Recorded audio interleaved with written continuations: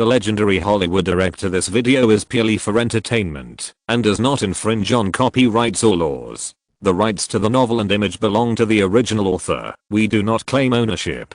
Don't like waiting and want to listen to this fanfic in full now? Subscribe to our Patreon, where you'll find the best fanfics.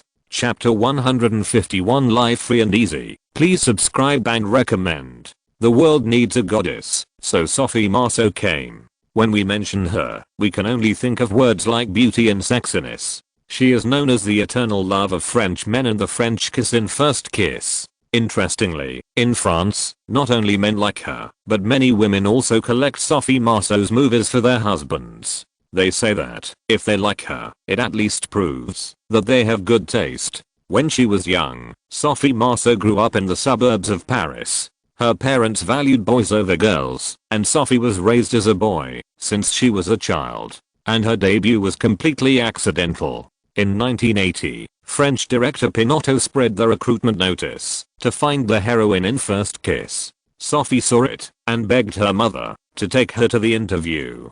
Her original intention was simple, just to earn more pocket money. In the end, her performance in it won praise. I believe that, if you have seen this movie, you will definitely remember that scene. On the stage, the boy put on headphones for Wicker. In the revelry crowd around them, the two were immersed in their own world, hugging and dancing. The beauty of first love, misunderstandings, quarrels, precocity, innocence, and sensitivity of adolescence were all reflected in First Kiss by Sophie Marceau with her immature but moving performance. She smiled like a flower, revealing romance, with an oriental temperament. She was pure and lovely, warm, and generous. She was sexy and elegant, not vulgar or coquettish. The sea surface in the early morning had a special beauty. The sky was starry, the lights were bright on both sides, the airs were noisy and lively, and the distance was silent. The woman leaned sideways, her hair fluttered gently, and was tied behind her head.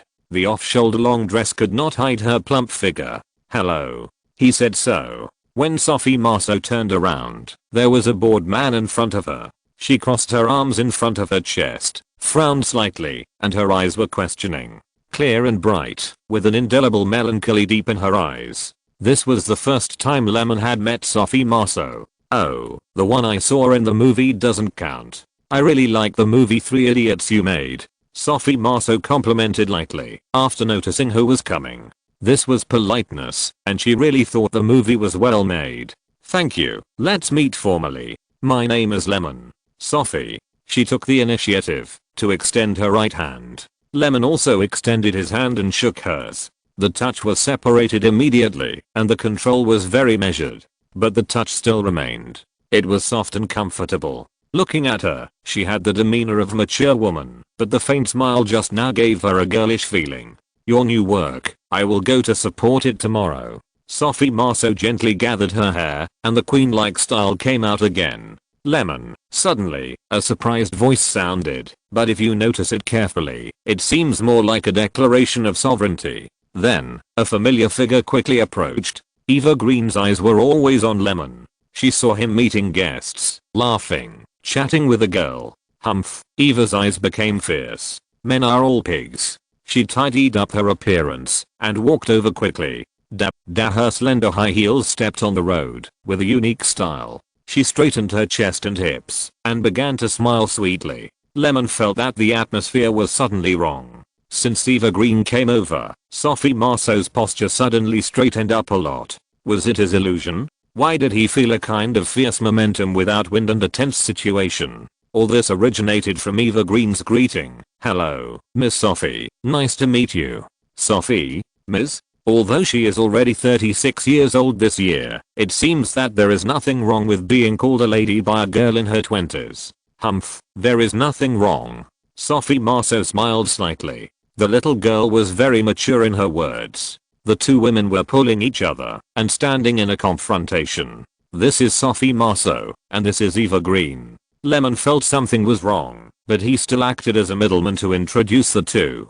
"Sophie Marceau is a big star. Of course I know her." Eva smiled sweetly and nodded at the other party. Haha. Sophie's smile did not diminish, and she gathered a little aura of a big star in her calmness. She looked at Lemon, then at Eva Green, as if she realized something, and put down her tit for tat. Jealous, really interesting. But the method is really childish, sad and ridiculous. Only by experiencing it can you understand. The marriage with a man 26 years older than her for 18 years ended, and even the dumbest woman would learn the meaning of the word emotion. Looking at Eva Green, she vaguely remembered her past. Sophie Marceau shook her head slightly and threw away the inappropriate thoughts. It seemed that it didn't matter to address her as Ms. Sophie. What, Sophie, so sweet? Eva Green glared at the back of Lemon's head and kept it to herself. I actually wanted to ask if you have any schedule recently. Are you going to invite this woman to make a movie? Write it down. Is there a script? Regarding this matter, Sophie Marceau looked as if she was not surprised. For an actress as famous as her, there will be similar director invitations in any place and at any time. And for her, it's nothing more than the word select. She loves her profession, but because of her love, she doesn't want to make, do or let down. In short, she is very picky about works. Lemon originally had no plan to prepare a new play, but for some reason, when he saw her, he unconsciously had some ideas in his mind. When he was young in his previous life, he was impressed by Sophie's figure and couldn't take his eyes off. When he got older, and even more so now, he appreciates that innocence, such as first kiss and fang fang. People are always so strange. The teenager longs for maturity, and when mature, he longs for youth. For example, right now, Lemon has a strong desire to shoot a love movie. Maybe it's because the moon is too round tonight, or maybe he wants to experience the sour smell of love. Thinking about his past life, he was also a playboy, 27 or 28 years old, but he has never had a boyfriend. The reality of the entertainment industry has worn down his view of love early on. But in her trance of laughter, he can feel that the stunning Wicker is back. He has always believed that, although Sophie Marceau's screen image is changeable, the pure role is really unforgettable. She seems to be born with a girlish temperament that people most admire. Lemon, are you going to shoot a new movie? Eva Green was curious on the surface, but actually reminded. New movie? Of course. However, his own script has not been finalized yet. But this does not prevent Lemon from speaking out this idea first. He said with a serious face and sincere eyes, the script is not yet fully perfected. After a while, when things are sorted out, I will send you a sample draft. I hope you can consider it more. Wait for me for a while, and set aside time. Sophie Marceau hesitated for a moment and said, I can't guarantee it, but I don't plan to take a movie recently. Don't force yourself, I just have this idea. Lemon said, I just want to have a chance to work together. Seeing Sophie Marceau's hesitant look, Lemon added, don't worry, the salary is not a problem. Of course, if you don't have time, just let me know, it doesn't matter. The night was completely late, and the cocktail party had ended. After saying hello to Ryan, Thomas and others, Lemon took Eva Green to the car and drove towards home. This time they didn't stay in a hotel. Thomas and James once stayed at Ryan's house. His house is big enough and has enough rooms. In the car, Eva Green wanted to ask several times, but she didn't know how to find a topic. Just as she was struggling, the car stopped. The small block still had its original appearance and had not changed at all because of the film festival. The noise from the outside world seemed to be isolated. Lemon, who had drunk a little too much, finally relaxed at this moment, taking off his fake smile and looking tired. Eva Green supported him slightly, and he took out the key with familiarity and walked to the door. Although there was no light, he still inserted it accurately into the keyhole. He turned it 3 times to the right, opened the door, and entered. The house was still the same as when he left a few days ago. On the small coffee table, there were still a few cans of ground coffee beans. Lemon sat down on the sofa, rubbed his face hard, and let out a long breath. This was also the first time Eva came to Lemon's house. In her joy, she forgot to ask about the movie. A closer look revealed simplicity everywhere. Just like him. Boil water and make him a cup of coffee. When it was slightly warm, Lemon took a sip. Come here. Lemon's head was a little dizzy, and the after effects of the wine came up. Eva Green came over, and he hugged her slightly, tilting his head and burying it in her chest. It was warm, and this posture made him feel comfortable. A pair of slightly cool little hands gently pressed both sides of his forehead. He counted and hummed to show affirmation. "Do you blame me for not letting you take the role in The Dreamers?" Eva Green was stunned for a moment when she heard this and was a little confused while Lemon suddenly asked this. "No." The answer was very affirmative. "There is a new play and you will work with Sophie Marceau. Will there be pressure? Why do you ask? You are the heroine and I'm a little worried that you will be overshadowed by her." Thinking about it, he always felt guilty. He wanted to love many people, but he would fantasize about being loved by one person. Is it a contradiction? Maybe. Eva's mouth corners rose, and the feeling of being cared for by someone made her intoxicated.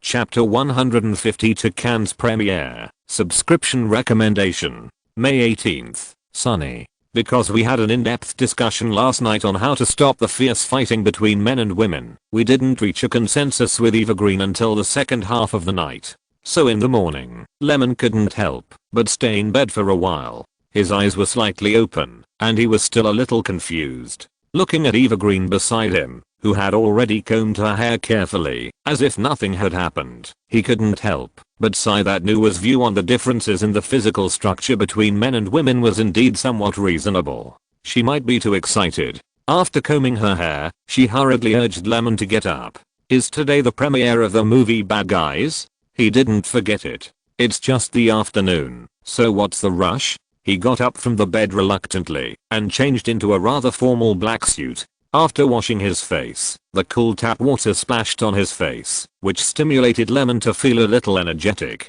After brushing his teeth carefully, Eva Green took a light blue tie and tied it for him when he walked out of the bathroom. "How about my outfit today?" "No problem." After the two reached a consensus on the outfit for the premiere, they went out. Eva Green was really excited. Walking on the road, you could feel her inner excitement. This was her first time to attend the red carpet in Cannes. As a French actress, nothing could make her happier than this. Walking along the way, it didn't take long before they arrived at the Cannes Film Palace. When they arrived at the main venue, there were many movie posters posted inside, all of which were exhibited in the official competition unit.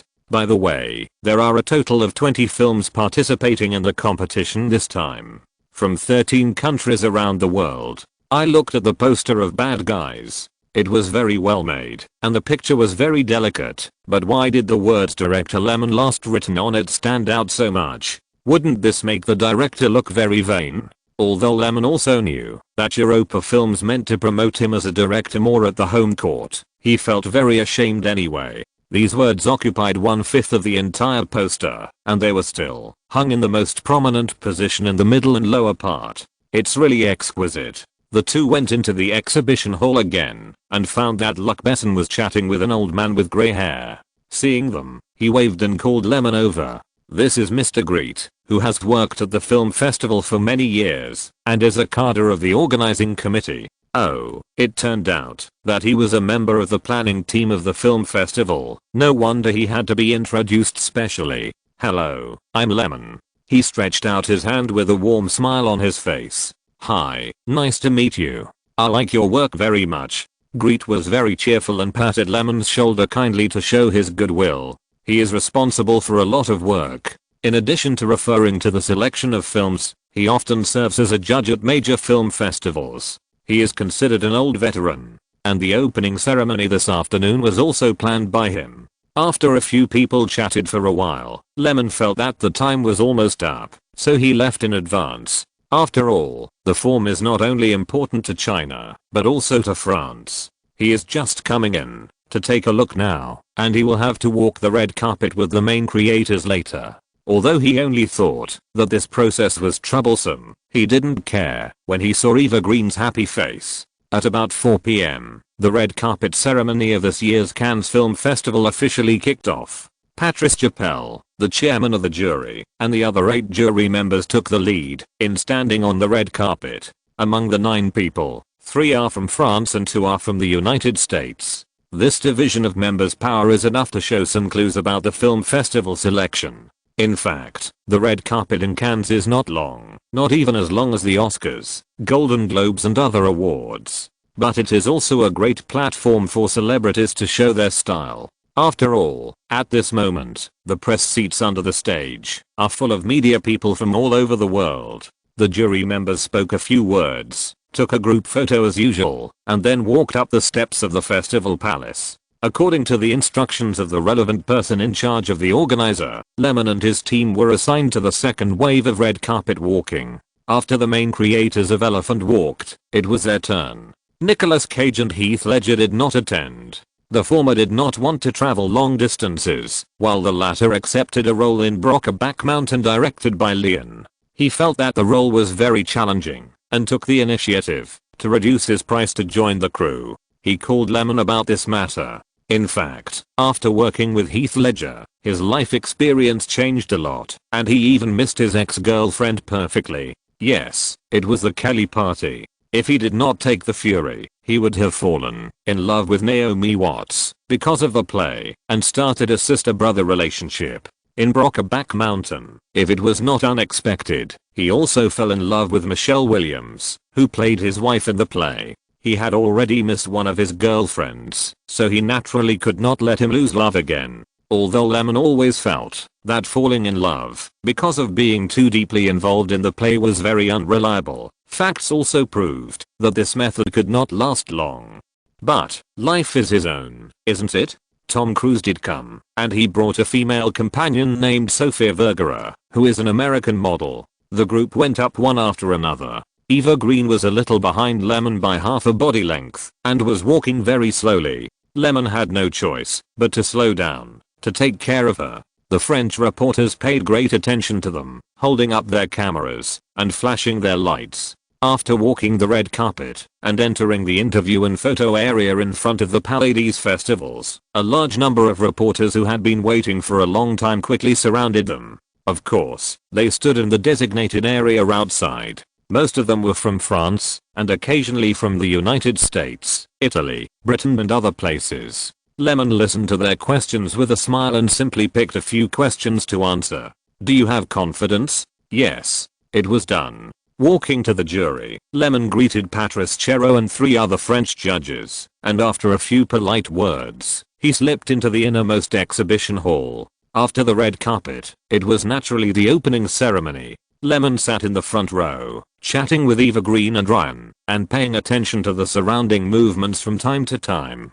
Perhaps the show outside was over, and audiences began to enter one after another. As the premiere time got closer, more and more people came. The venue with nearly 2,000 people was full. Of course, the front few rows of seats were still occupied by film critics, media guests, directors from other countries and the like. It was estimated that the time was almost up, and a staff member came over with a microphone in his hand. Lyman saw that he was running towards him, and he immediately understood. Well, Cannes also likes to play pre-screening speeches. At this time, the headlights in front of the curtain suddenly lit up and hit their area. Not to mention, the temperature rose by several degrees. Lyman took the microphone, and after a brief opening, he pulled a few actors to introduce them. Eva Green stood under the light, not knowing where to put her hands. Looking at the thousands of people in front of her, her body became more and more unnatural as they swept her eyes. If Lyman had noticed this scene, he would have said,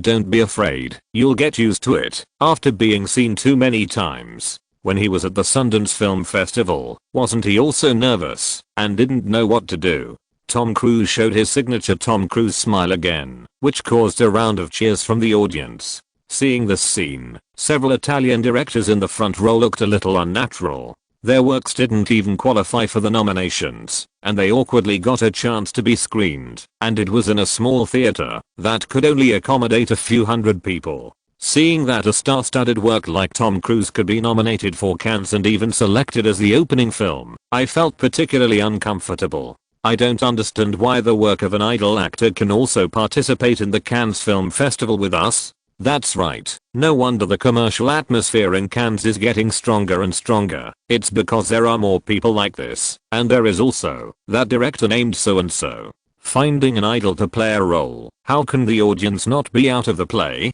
It really doesn't respect the art of film. Several directors who belong to the same literary and artistic type nodded in agreement. However, their jealousy could not stop all this from happening. Amid applause, Lyman led the main creators back to their seats. After a while, the lights on the ceiling began to go out one by one, and the hall, which was buzzing with noise, gradually quieted down. In the darkness, Eva Green blushed and stole a glance at Ryan, who was sitting on Lemon's left, and then looked at Sophia on her right. While everyone else's attention was on the big screen that was gradually lighting up in front of them, the little hand took the initiative to hold Lemon's hand. Lyman was watching the butterfly opening animation of his studio, and at this time he turned his head to look at Eva Green. He didn't say anything, but took the initiative to hold the hand she handed over. Eva's fingers were a little slender and soft, and they felt fine and smooth to the touch, and they felt very good. The familiar blue butterfly broke out of the chrysalis and fluttered its wings. The familiar flight towards the light spot turned into nothingness. The screen dimmed again, but did not light up. The audience was very calm and watched quietly. What the Cannes Film Festival lacks the least is playing with shooting techniques. Sure enough, not long after, a series of tiny and fragmentary sounds were heard. Listening carefully, there were also waves beating. Brother, how do we deal with this man? Jason Statham's deliberately lowered voice slowly revealed the story. Using sound to paint. It's a very simple technique, but it can attract the audience's attention at the first time. The old rules: sink into the sea. The screen lit up, and Heath Ledger played the second in command, smoking a cigarette, standing in a place similar to a dock. There was a large iron barrel next to it, and the lid was not closed yet. A curled up figure could be vaguely seen inside.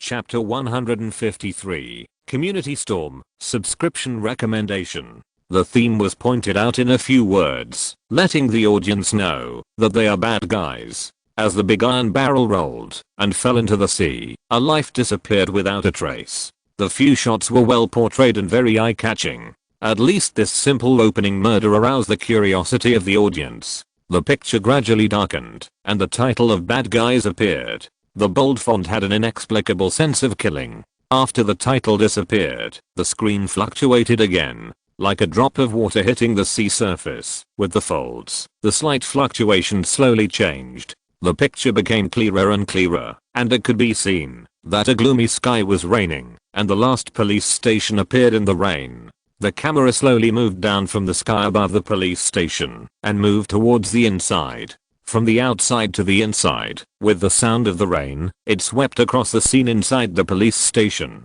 Several people in police uniforms sat around the conference table. The sheriff, played by Morgan Freeman, was the last to arrive. The angle of view just now shot by the camera was also shot by Thomas following him. Tell me about your plan in detail. Morgan Freeman said something incoherent after sitting down. At this time, the projector lit up, and a map of the power distribution of the Golden Gate Party was projected on the screen. One of the police officers began to introduce it in detail. The audience finally sorted out the clues in their hearts. It turned out that the Golden Gate Party was a society, and it was also the largest gang organization in Los Angeles. It turned out that the head of this gang had just been acquitted by the court after a year of litigation investigation. This was also the purpose of the police organizing this meeting: how to destroy this gang. At this time, the camera turned and came to an intersection. In the rain, two black Lincoln cars stopped on the side of the road waiting for the traffic light. Through the car window, you can vaguely see the co-pilot of one of the cars sitting in the Golden Gate Party introduced on the screen, and the car next to it couldn't see anything clearly. The light turned green. The car where the head of the car was turned on the left turn signal to turn left just started. A heavy truck slammed into the Lincoln car. Another vehicle that was still waiting at the spot after the green light seemed to have foreseen this situation. Seeing the car accident, it was not panicked at all. It started leisurely and drove away in the other direction. Then, the scene came to the hospital. A large group of people in suits and leather shoes stood outside the operating room. The lights in the operating room dimmed, and several doctors walked out and shook their heads slowly. Announcement of death. The rescue of the big boss was ineffective, and he had passed away. At this time, the camera gave these people a close-up of their faces. Heath Ledger, who played the second in command, first raised the corners of his mouth, but quickly suppressed it with an excited expression. He ran over and grabbed the collar of the attending physician. If his subordinates hadn't stopped him, he would have staged a medical incident. Nicolas Cage, who played the third in command, pinched his eyebrows and looked worried. Next to him, the deputy played by Tom Cruise had a calm expression, as if he had been relieved and relaxed. The camera began to shake irregularly, pushing the plot from a first-person perspective. This method made the audience feel something new. The funeral of the big boss was grand and solemn, and everyone's face was full of worries. A car stopped on the side of the road, and Jason Statham's second-in-command brother saw it. "Arsehole, you can't even stop the car." He cursed and was about to go over and tell the car to leave, but he found a camera sticking out from the window of the cab. He felt something was wrong, walked over quickly, snatched the camera, took a look at the people in the car, and then threw it to the ground. Yes, the heavyweight gang boss died, and of course the Los Angeles police were watching at the door. After a farce, the sheriff played by Morgan Freeman came to the police station for a small meeting. The leader of the Golden Gate Party died inexplicably, and there was a power vacuum. Of course, they were not willing to wait for the other party to re-elect a person in charge. After some discussion, they decided to intervene in this election and push a self-made policeman to the position. The current situation is that there are two people who are qualified to be the boss, the second and third in command, and the second in command has a lot of black material that is fatal, which is in the hands of the police. They decided to activate internal chess pieces to help him get to the top and then achieve the purpose of controlling behind the scenes. At this time, a new identity character appeared, the cigar shop owner played by Kate Beckinsale. Their conversation also exposed Tom Cruise's other identity label as an undercover of the Golden Gate Party that the police had painstakingly cultivated for 7 years. "How long can I leave?" Tom Cruise was in a good mood. He is not a person who likes to be a traitor. He thought that he had killed the boss of the Golden Gate Party with a car accident, and the mission was completed. He couldn't wait to return to the team and retire gloriously as agreed in advance to live overseas. In fact, today, there is another new order. These words made Tom Cruise very confused. He felt that there was something wrong with the script, and his original smile slowly turned into gloom.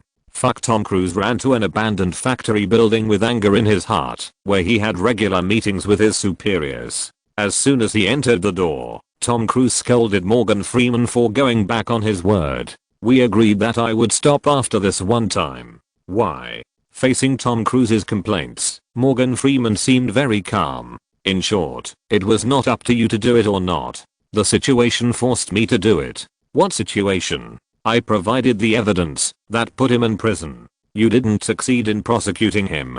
Do you blame me? Now that he is dead, can't you stop? Didn't you say all these? I did everything you said. Why can't you let me go?" "But he has not been punished by the law, so the power of the group is still there." "But is this my fault?" "My fault?" Tom Cruise was very upset. After so many years, he wanted to return to a normal life. The boss died, and the Golden Gate Party decided to re-elect a new leader. Heath Ledger found a group of old gang members and promised them wealth. With a combination of soft and hard tactics, he managed to win over many people. On the other side, Nicolas Cage did the same thing. This group of fence sitters did not want their lives to be threatened, so they naturally agreed. These old scumbags have neither ambition nor ability, and they don't want to offend either side. They are all first class at choosing the right dish to eat. The scheduled election time is gradually approaching, and Heath Ledger has set tactics to Nicolas Cage and began to provoke him repeatedly. In such friction, Morgan Freeman's plan was approved by a high-level boss. At this time, the camera turned to Tom Cruise, who came to the cigar house again. After meeting that day, he said that there was a new plan, but the specific content was not told to him. This distrust of the police made him feel aggrieved. He dedicated his best youth to the police's anti-gang cause, but he never got full trust from beginning to end. There should be a plan. Kate Beckinsale was a nobody, so naturally she knew nothing. Her calmness irritated Tom Cruise even more. "You can't even tell me these. Just do what I tell you to do. No need to say more, right?" Tom Cruise mocked himself, imitating his boss's words. "After all, who am I to you? After so many years, those hooligans have begun to trust me and obey my orders. Can't you trust me? I have always been. You give the orders, and I do it. Isn't that enough?" I said Kate Beckinsale wanted to perfunctorily as usual. Tom Cruise didn't know her identity and thought she was a police officer, but who knew how embarrassing her situation was? If the undercover is not trusted, will the temporary informant be trusted? Fuck it. Tom Cruise kicked over the small wooden table in front of him, watched the cigar fall to the ground, and after a long time, he covered his head in pain and said, "Fuck their rules. I'm now risking my life for the mission. I'm also a policeman, and I'm in the same group as you, right?" After venting, before leaving, he still told the third boss about tomorrow's schedule, which was also what his boss asked him to do that day, but he never knew what the next action would be. After getting detailed intelligence, the police successfully waited for Nicolas Cage in the waiting room of Los Angeles Airport. As soon as they met, Morgan Freeman showed him a copy of the crime materials and warned him not to meddle in other people's business, otherwise he would kill you in minutes. The idea of the police is naturally to smoothly get through this election storm. If it is too big, they will definitely not have a good result if they are blamed by the higher-ups. The deterrent effect of this move is very outstanding. Nicolas Cage was panicked, but he still tried to stay calm.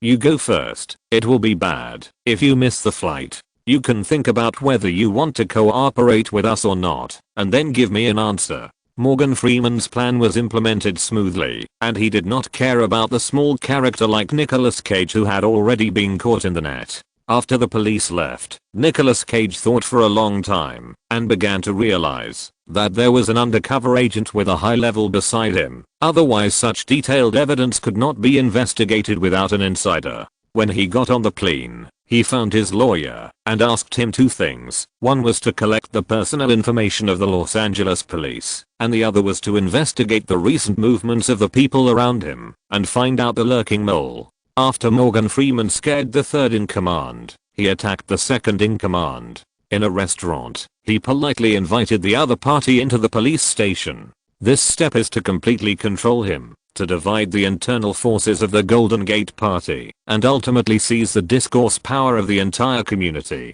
The detailed black materials were laid out one by one, and the second in command subconsciously thought that it was the third in command who did it, and used the power of the police to eradicate it. The prisoner's dilemma unfolded instantly. Chapter 154 A Madman. Please subscribe and recommend. Most gang members would be scared if they encountered such a situation. Heath Ledger was the same. He accepted the police's proposal helplessly and became their pawn. Morgan Freeman was very satisfied with his tact. The next day, he asked his lawyer to get him out. He also said that it was because of insufficient evidence to eliminate the vigilance of other gangs in the Golden Gate Gang. Heath Ledger returned to the gang office and sat on the sofa in silence, smoking. The smoke slowly drifted away. That's it, the audience thought. Faced with the police's careful plan, they just followed the script. But even thinking this way, everyone's curiosity was still not put down. On the screen, Heath Ledger suddenly laughed. "You want me to be a dog? Ha ha ha." He seemed to have thought of the funniest thing, curled up with his belly, and looked amused. In this world, only people are the most unpredictable. Coincidentally, this plan encountered a neurotic person like Heath Ledger. After pretending to surrender, he called Jason Statham and asked him to arrange people to directly eliminate the third boss. What's wrong with being a knife once? Who knows where this knife will be inserted? While muttering, the scene changed, and Nicolas Cage, who returned to Los Angeles from New York, met with Morgan Freeman. His men brought a large box of local specialty cakes from New York and handed it to the other party. After opening it, it was full of stacks of Franklin. Nicolas Cage's meaning was obvious, hoping that the other party would show mercy and not interfere in the internal affairs of the society. Morgan Freeman didn't even look at the banknotes inside and threw them on the ground. The banknotes flew everywhere, making Nicolas Cage more and more confused about the police's motives. "Take it. I don't accept money from gangsters." "Then why did you do this?" "It's not a large-scale attack to eliminate us. You must have a plan to come to me." Nicolas Cage looked puzzled. "Why do we need to eradicate it?" Morgan Freeman was more confused than the other party and said as a matter of course, "Anyway, there will be other hooligans who will take it over again, and then we will have to manage you all over again. It's so tiring." We don't have any requirements for you, as long as you can judge the situation well, be obedient, and don't make trouble. In other words, let us accept the control of the police, right?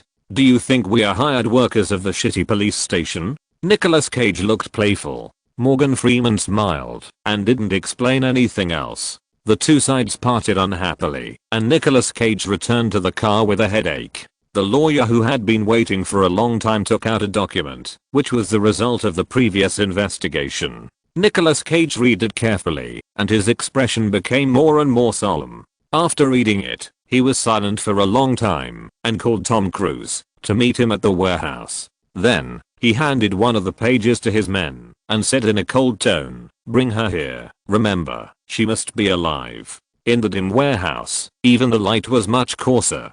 Tom Cruise walked in with two men, and saw Nicolas Cage sitting on a chair, with several people standing on each side. He stood at the door. Outside was a gloomy day with rain, and inside was the gaze of his friends with a solemn atmosphere. The light passed between the two people, and the picture was still as a cold and realistic oil painting. A large panoramic contrast composition. The outside and inside of the warehouse are simply two different worlds. Interesting. The Italian director, who had previously felt it was an insult, said softly, "The arrangement of color and light is very good." Yes, it immediately raised the atmosphere and feeling. The person next to him echoed. The audience naturally didn't understand what shooting techniques were, what montage camera movement, what parallel composition, and they wouldn't worry about this if they were not insiders. But this scene made them nervous, and all kinds of signs indicated that the undercover's identity had been exposed. What will happen next? Under the swaying lights, Tom Cruise walked in slowly. From this moment on, he never said a word. Only trembling and fear remained. "There is an acquaintance of yours here. Do you want to meet her?" Nicolas Cage still said with a rogue tone, laughing and saying, "I brought her here. Here, she is in there." Low background music sounded, and Tom Cruise pretended to be calm. Under the gaze of the third boss, he slowly approached the large iron barrel in the warehouse. Tom Cruise was startled. Although he had expected it, he still froze when he saw the miserable appearance of Kate Beckinsale, who had been tortured in the iron barrel. He turned his head tremblingly, his face full of cold sweat. Nicolas Cage stood up with a smile and walked over, saying, "It's the owner of the cigar shop you often go to. Are you scared? Brother, do you know?" He pointed at the iron barrel, and his expression suddenly became serious. "That girl is a cop, a policeman." The calm words were like a sharp knife stabbing into Tom Cruise's heart. He had always been afraid of this kind of thing happening, but in the end he couldn't hide it. At this moment, he only felt his hands and feet cold, and he was at a loss. His eyes were filled with a hint of despair and a hint of relief, which made all the audience feel worried. According to the character's emotions at this time, even if he was killed in the next second, it would not be a surprise, but it would be quite in line with the cruelty of the Golden Gate Party.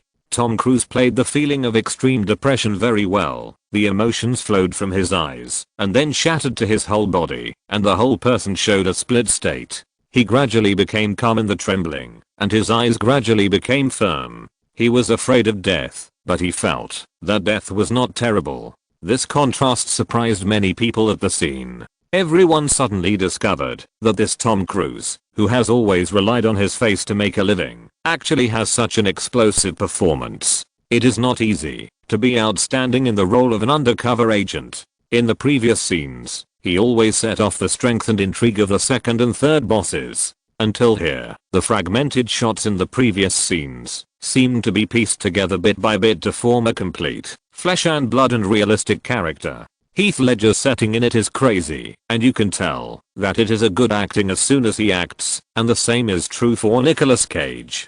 Tom Cruise is different. He is like a chess piece controlled by someone on the chessboard, executing orders step by step. He glanced at it occasionally, and didn't care until the moment when the chess piece crossed the river, and then a hint of desolation came into being. He is like a soldier who has already moved forward and has no way back. Moreover, it is precisely because of the dazzling two leading actors that his plainness and helplessness complement each other. It's like an exquisite vase, which needs a shelf underneath to hold it steadily. In the front row, Lyman even had the leisure to secretly play fun games with Eva Green. But Tom Cruise, who was sitting, was not like that. This was his first time to see the complete film, and his psychological feelings became more and more different. Especially when he heard some people carefully discussing his performance and role. Those praises made him quite proud. He remembered that, when he was shooting this scene, he injured many times and almost broke down. Repeatedly, dissatisfied, and redoing it again and again. It was very depressing to one's self-confidence. But fortunately, the director was very patient with him, and he himself gritted his teeth and persevered. This exchanged for nearly 5 minutes, without a single line, a confrontation scene that relied entirely on expressions and eyes, and did not fall behind, completely supporting Nicolas Cage's performance. In other words, his determination to insist on acting was right at the beginning, and Lyman was indeed a director who could make his transformation smooth. He had an idea that he might change everyone's inherent impression of him with this role, and his acting career would be rejuvenated. The undercover played by Tom Cruise certainly didn't die. In addition to the informant, one of his younger brothers also died. When the group returned to the society, the lawyer asked the third boss why he didn't get rid of him. Nicolas Cage said nothing, and put the collected police internal information into the safe. Here, there is a suspense. Why did the third boss soften his heart and let Tom Cruise go? The next day, Tom Cruise, who was very puzzled, found his boss again, and asked to quit. But Morgan Freeman still wanted the other party to lurk. At the last moment of the chessboard, he didn't want to stop at all. Now for you, do your job well, and let him take the position, which is the safest way. Asshole, stop talking bullshit. Tom Cruise grabbed the other party's collar angrily. He really felt that he had been exposed. Although he couldn't figure out why he would hold back at the last minute, he didn't want to take risks again. Next, Morgan Freeman's words made him even more confused. He said that the internal database of the police had traces of being changed, and your police team number and special confidential originals were almost all deleted. While Tom Cruise was thinking, the scene changed, and Nicolas Cage came to the underground parking lot of the society, and was about to go out to do something, but found that a large number of young and dangerous people came with weapons, and surrounded his group. It was obvious that someone wanted to kill him. They were outnumbered, and Nicolas Cage was covered by his men, and ran to the elevator. He hurriedly pressed the elevator button, and the door opened, but there were already 6 big men inside. At this time, he could no longer care about so much, and rushed in directly, and pressed a random floor. 7 people fought in a small space. The handheld shooting technique was used here, and the camera was slightly shaking, carefully depicting the reality of every knife and every punch. Elevator God of War, Nicolas Cage is online. As the leader of the society, he showed his bravery in the streets for the first time. Chapter 155 Brotherly Love. Please subscribe and recommend. Since the second in command has already taken action, he will definitely not just surround and kill the third in command. He understands his situation, but no one understands his madness. In the police station, Morgan Freeman was reporting to his superior. Suddenly, the phone rang. The camera turned, and several police officers responsible for monitoring Heath Ledger were all killed. At the same time, the third in command's lawyer, the wife of his deputy Tom Cruise, and another police action team were all killed. The news was sent back by the police officer who was monitoring Tom Cruise's wife. Morgan Freeman found that the chess pieces were out of control and realized that the situation was serious. He immediately led the team to the community building of the Golden Gate Party. When they arrived, the scene was almost over. Both sides suffered heavy casualties. Then, the elevator door opened, and Nicolas Cage staggered out, leaning against the wall weakly. The 6 people in the elevator had stopped breathing. This scene made the police dumbfounded. After meeting his boss, Tom Cruise was driving to the society when he suddenly received a call saying that his wife had died. At this moment, the sadness in his eyes seemed to explain whether he had ever loved. Tom Cruise performed well here, but of course, it was not easy to do all this. This scene was NG 11 times. Next, Nicolas Cage was sent to the hospital by the police for emergency treatment. He took a look and saw that his body was full of tubes. The former Big Brother looked extremely haggard. He couldn't figure out how everything had developed to this point today. With confusion, Morgan Freeman asked him to meet in the abandoned factory again. He asked him to help another member of the society become the top leader and assist the police in getting rid of the second in command. He listened and felt tired. He didn't nod or shake his head, which had already expressed his attitude. After coming out, he received a call. The big brother was critically ill. He hurried to the hospital, and when he saw him coming, the big brother dismissed his left and right and wanted to talk to him alone. "Hey, relax your expression, damn, who wants to eat you?" Seeing Tom Cruise's dead face, Nicolas Cage teased, "I thought I would never see you again. I'm so damn happy. Brother. Tom Cruise was getting more and more frustrated.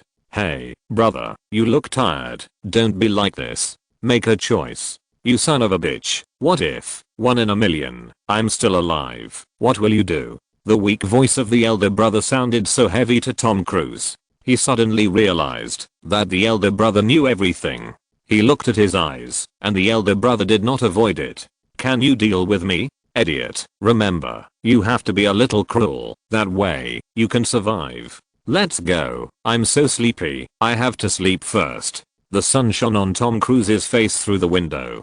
He turned his head slowly, and the halo moved to another position. On this day, he sat in front of the bed for a long time, until the thick night surrounded him. This long horizontal scroll-like shot seemed to foreshadow something. Light and darkness alternated with each other, and the whole picture was full of visual sense. Thick ink and heavy colors, with clear boundaries. The rendering power of the lens made the depression of the whole plot hit the heart directly, which was full of impact. In the screening room, there was silence. The audience stared at the screen in disbelief, and they were still eager for this tough guy to wake up, while some viewers with delicate minds and rich movie watching experience were thinking, knowing everything, but still actively concealing it. Plus the original police chief said that the police station's data files were destroyed. There is only one conclusion to draw: if this is not love, the third boss really treats his deputy as a brother. The instrument suddenly bust, and Nicolas Cage struggled with some ups and downs due to the natural reaction of his body, while Tom Cruise did not move at all. This moving and static picture seemed extremely cruel. In the end, dust returns to dust. The third boss closed his eyes and his expression was gentle. He died. The scene turned to memories. Memories of the third boss and his deputy fighting together in the gang. At that time, when Tom Cruise, who had just come undercover, was fighting for territory, the eldest brother would be so nervous that he would go to the toilet twice. They walked on the streets together, supporting each other to get to where they are today. The music gradually rose, and the tune was solemn and solemn. That night, no one knew what Tom Cruise was thinking. He stood in front of the floor-to-ceiling window of a tall building, overlooking the prosperity, smoking silently.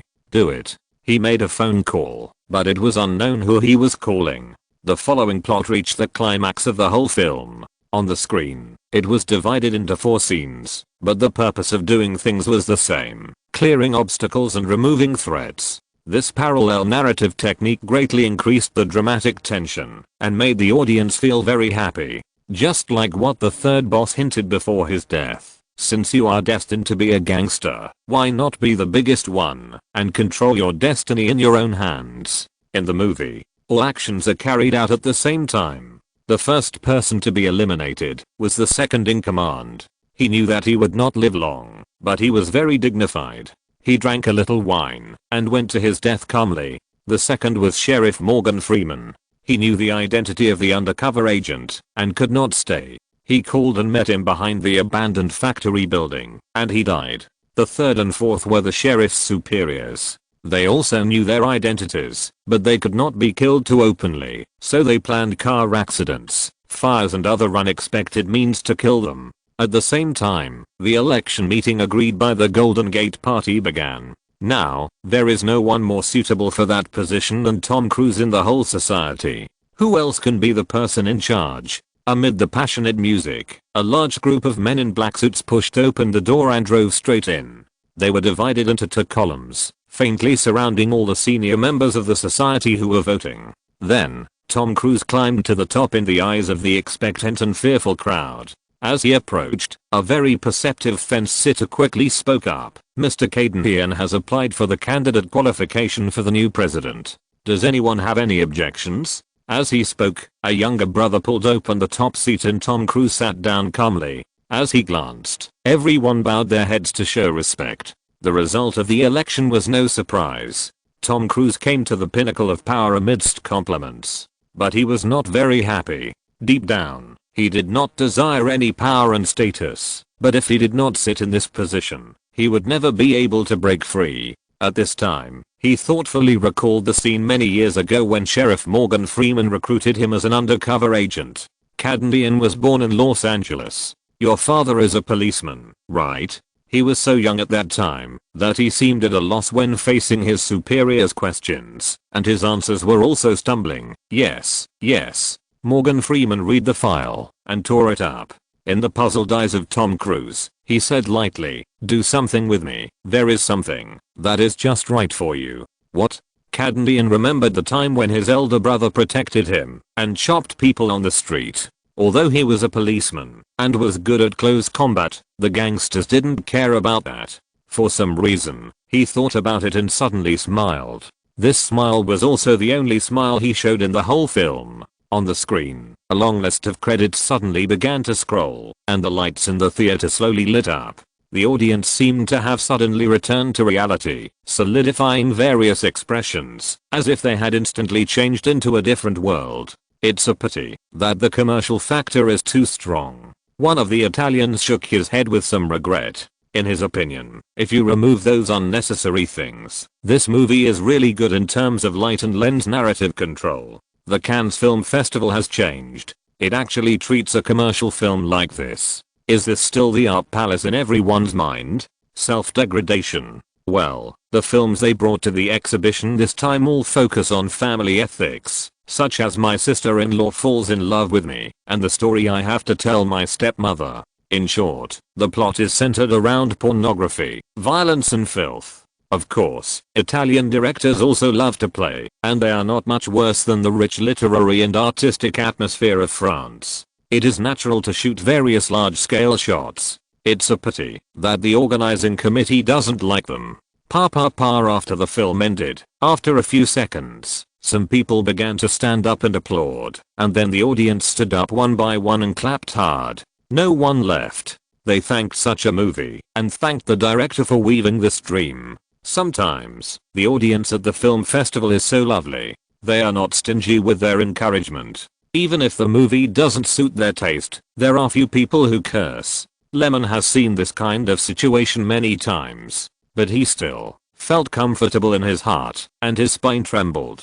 He loves making movies, that's all, and he also likes people to support him and praise his works. He suddenly felt that he should do something, so he stood up, turned around and waved to the audience. Those faces, some very close, some very far away, were so lovely, full of affirmation and appreciation. Seeing the director waving, the applause became more enthusiastic, washing over the large conference hall like waves. Afterwards, a staff member brought a microphone, and Lyman stood on the side, ready to answer some reporters' questions. They did not deliberately wait until the audience left, and started very casually. Most of the people who came around were local French media, and some were from neighboring countries, such as Britain, the United States, and Germany. With more experience in accepting interviews, he was not at a loss at the beginning. Everyone chatted leisurely, just as a chat. Seeing several foreign reporters praising the film, those French reporters were very proud, and felt a sense of honor. The French media never stopped praising Lyman, a director who was able to make it in Hollywood. If you're listening to this novel on a channel other than Fanfic World, it means they downloaded and uploaded it without effort. We cordially invite you to visit our channel, Mundo Fanfic Novelos. There you'll find the original version of this story and you can explore many other novels of various genres. We're waiting for you to immerse yourself in a world of incredible novels. Chapter 156 Amway Video. Please subscribe and recommend. After the premiere, everyone went home. Eva Green was in a very happy mood. The reason was that, in addition to the fact that the new work directed by Lyman was very likely to be successful, and she was happy for him, it was also because of the interview just now. It was the first media meeting she had experienced as an actor that was not ignored. In the past, she always sat at the back and watched several co-stars answer questions either stutteringly or fluently, but no one would notice her. But this time, many reporters tried to ask her how she felt when performing in the play. This means that the role she played was recognized by others. For an actor, how can she not be happy? During the interview, the one who impressed me the most was a girl with dark brown hair who came all the way from Paris to attend the premiere. She said that her role as a wife was very realistic and touching. My fate is in my own hands. Bad Guys uses a unique narrative method to present a rather cruel social themed movie. After watching it, I have endless aftertastes. I think the most outstanding movie at this year's Cannes Film Festival is Bad Guys. The fateful direction of the characters. Everyone is on the chessboard. Who can be the chess player? Please watch the movie Bad Guys for all the details. Another excellent director has emerged in the French film industry. Bad Guys premiered in Cannes. Paris Daily. Cannes Film Festival has added a new star. The scene is hot. Cannes saw Bad Guys, an excellent movie whose plot direction cannot be predicted until the end. XXX the next day, major newspapers really praised Bad Guys, which premiered yesterday. Of course, there is the arrangement of Europa films, but the quality of the movie itself is definitely worth the test. And this kind of enthusiasm obviously has an extraordinary publicity effect on the movie. In theory, the screening schedule of Bad Guys during the Cannes Film Festival is regulated. After all, there are so many participating films, and so many exhibition halls, so they have to take turns. This is also a reflection of the organizing committee's idea of trying to be fair and just. Therefore, except for the premiere on the first day, there will be only 2 screenings per day in the next week. But regulations are dead. People are alive. If the audience likes a certain movie very much and asks for an additional screening, the organizer will not ignore it. In the exhibition hall, when Jinzeishi saw the long queue, he regretted it very much. If he had known earlier, he would not have been lazy and would have come to line up earlier. But there was no way. Last night, a friend called him to recommend this movie. He said it was so wonderful that it also aroused his curiosity. So even if the line was long, his desire to watch the movie did not decrease. He lined up, and there was a white guy standing in front of him. At this time, the man was on the phone, looking excited. Although Jinzeishi is a Korean, he studied in France, and could understand that the man was communicating in French. The gist of it was, "Man, there's a good movie, you should come and see it. I'm in line, come quickly." Putting down his phone, the man also noticed Jinzeishi standing behind him and asked curiously, "Hey, friend, have you seen this movie?" "Not yet." "Then do you know the director of Bad Guys?" "No." Jinzeishi felt strange. "Why do you have to know so much about watching a movie these days?" "I know him. He's a French director here. He's very good. I suggest you go and see his other movies, which are also very good." The white man talked non-stop, appearing very warm and hospitable. People are generally like this. If there are any celebrities in their hometown, they always like to introduce them to others. Chatting, more than 10 minutes passed, but the queue in front still showed no sign of shrinking. "Do you think we can see this movie today?" Jinzeishi asked, a little depressed. "It's okay. There are so many people queuing up. If the screening is good, we will show more movies at that time." The white man looked confident. He was a frequent attendee of the Cannes Film Festival and had some knowledge of the screening rules. Sure enough, after a while, several staff members shouted with loudspeakers, "The adjacent hall 4 is also vacant. You can also watch Bad Guys there.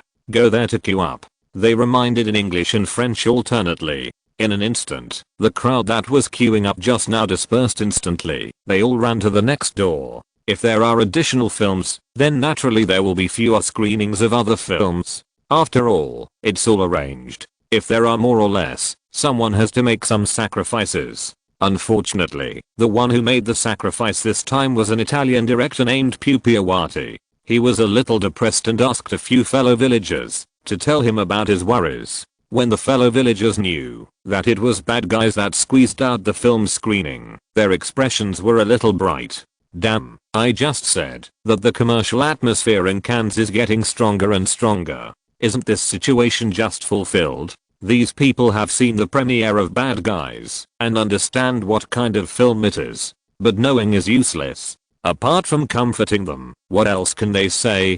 After waiting until the evening, the organizing committee finally arranged Pupiawati's film The Heart Is Not at Home in a medium-sized screening room on the left side of the film palace. When the screening was about to begin, several Italian directors, who wanted to slap the organizing committee in the face to prove the value of their films, became depressed and even felt greatly humiliated. It's okay that the screening was robbed by someone, and it's okay that the screening room's capacity is not the highest level, but why are there so few viewers? What is this? This is a blasphemy against art. Look at how good my subject matter is. The story of a tutor falling in love with a girl of prominent birth, beautiful, sexy, and blind. Is it explosive? It's explosive. The sex scene is even more exciting. Isn't this the favorite thing about the Cannes Film Festival? I cater to you so much, and you give me this. A group of Italian directors felt very aggrieved. What was even more frustrating was that when the movie was over, Pupiawati looked back and saw that the theater was only half full, and there were not many people left. The few scattered discussions were about the movie. Was it really that bad? It was true. Even the routine interviews by the media reporters were hastily handled, and the perfunctory meaning was a bit obvious. The slightly better thing was that at least some mercy was left. At least the audience applauded and encouraged. The group left the exhibition hall and suddenly found that there were still people queuing in the theater next to it. Wow, the third boss is really a man. When he died in the end, I cried. What about you? I like Caden Twain. He is an undercover. He was forced to become the boss of a gang. He is so miserable. I really want to watch it again. This movie is really good. The waves of discussions came over, making the group of Italian directors more and more uncomfortable. Pupiawati looked a little unhappy and snorted coldly and left first. On the other side, Lyman naturally didn't know about this. In other words, apart from knowing that some media magazines praised his film and that the organizing committee called to inform him that his film would be screened, there was nothing else. He stayed at home all day and did not go out. On the contrary, Luc Besson and George kept attending banquets to promote the film Bad Guys. After all, if you want to compete for awards, how can you not get along well with the jury? Compared with the pure public relations operation of the Oscars, the Cannes Film Festival has many connections because of its local advantages, and even Europa Films has a lot of say, but it is also necessary to do the necessary management, publicity and social activities. Although Bad Guys has a good reputation after several screenings, if the award is only based on the audience's reputation, there will not be so many doors and selection rules. However, as praised by major newspapers, the momentum of Bad Guys has risen anyway. In recent years, the Cannes Film Festival has become less and less resistant to the so-called commercial factors. It is also because of the participation of Hollywood that the awards are not as high profile as before. Even many art directors say that the Berlin Film Festival can replace the credibility of Cannes Awards for art films. But Lyman thinks that this change is very good. Isn't it because the so-called style that restricts the French film industry that it can't take off? Isn't it a good thing to learn to break the shackles and change the atmosphere? For the public, movies are a way of entertainment in their spare time. Why make it so high and mighty? If you want to say something profound, no one will stop you, but you have a choice whether to watch it or not. The reason why Bad Guys is so popular is that the movie has a brisk pace, is not dull, and the atmosphere and scene are well controlled. The audience is not stupid. Don't they have the ability to appreciate what is good and what is bad? In his opinion, both the high and the low are undesirable, and it is best to try to make it appealing to both the high and the low. Of course, this is difficult to do, but Lyman is willing to try to explore. From Three Idiots to the current Bad Guys, he is moving in this direction. The movie Bad Guys became a hit at the Cannes Film Festival, and another consequence was that it had some very good promotional materials. After all, the movie still had to be released, and pre-promotion in France and North America had been going on all along. Such news that was well received by the moviegoers would undoubtedly have a very positive effect on the promotion of the movie. The public relations departments of Europa Films and Paramount Pictures were no fools, and upon learning of this situation, they immediately prepared relevant press releases for large-scale release to increase the impression of Bad Guys in the minds of the people in both places, so as to attract fans to go to the theaters to support it. The same was true on the internet, and once the card with a good reputation was played, it aroused a lot of discussion. Chapter 157, Fans Heartbeat, Subscription Recommendation Request. Chairman Patrice J. praised the film Bad Guys, saying it was stunning in Cannes. Tom Cruise's performance was recognized and attracted public praise from many international film critics. The emotional outburst and attention to detail in Bad Guys perfectly interpreted the role. Bad Guys has a proud reputation and excellent screenings. According to Luc Besson, president of the distributor Europa Films, they have already sold the distribution rights to more than 20 countries and regions in advance.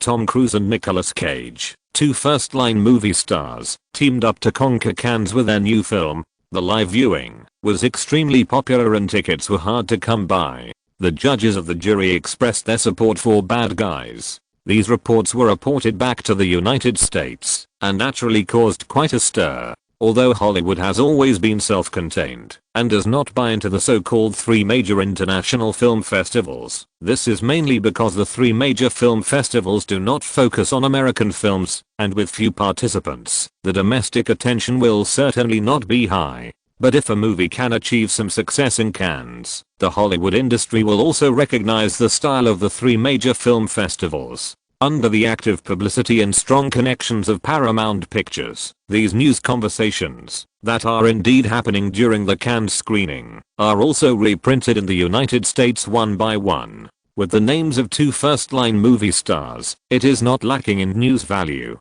After some operation, it has become the entertainment headlines of major news media, allowing Bad Guys to complete a wave of eye-catching publicity very well, and continue to arouse the curiosity of many senior movie fans about this film and the motivation to watch the movie. Lyman rattles. Tom Cruise, Nicolas Cage, any of these three names appearing in a certain movie can make me willingly contribute a movie ticket. In the movie discussion section of IMDb, a netizen named Atlanta Birds excitedly wrote, "Not to mention, now that the three of them are together. Oh my god, I really want to see it, but unfortunately, I don't have the money for the plane ticket to Cannes." Same as the above. I've been looking forward to it just from watching the trailer. The genre of the film is a crime thriller, which is exactly my taste. Now after reading some news reports about the Cannes Film Festival, my expectations are even higher. But I have to admit that I was opposed to Tom Cruise's performance at first. I couldn't understand why Tom Cruise was still himself in a movie when he wasn't showing off. Now, it seems like this movie is going to slap me in the face. I don't know if it slaps me in the face or not, but I'm quite surprised that Tom Cruise would play such a tragic role, and that his performance was recognized by film critics. In the past, didn't those people always like to mock Tom Cruise, saying that he was a vase among men, or the biggest and most expensive one?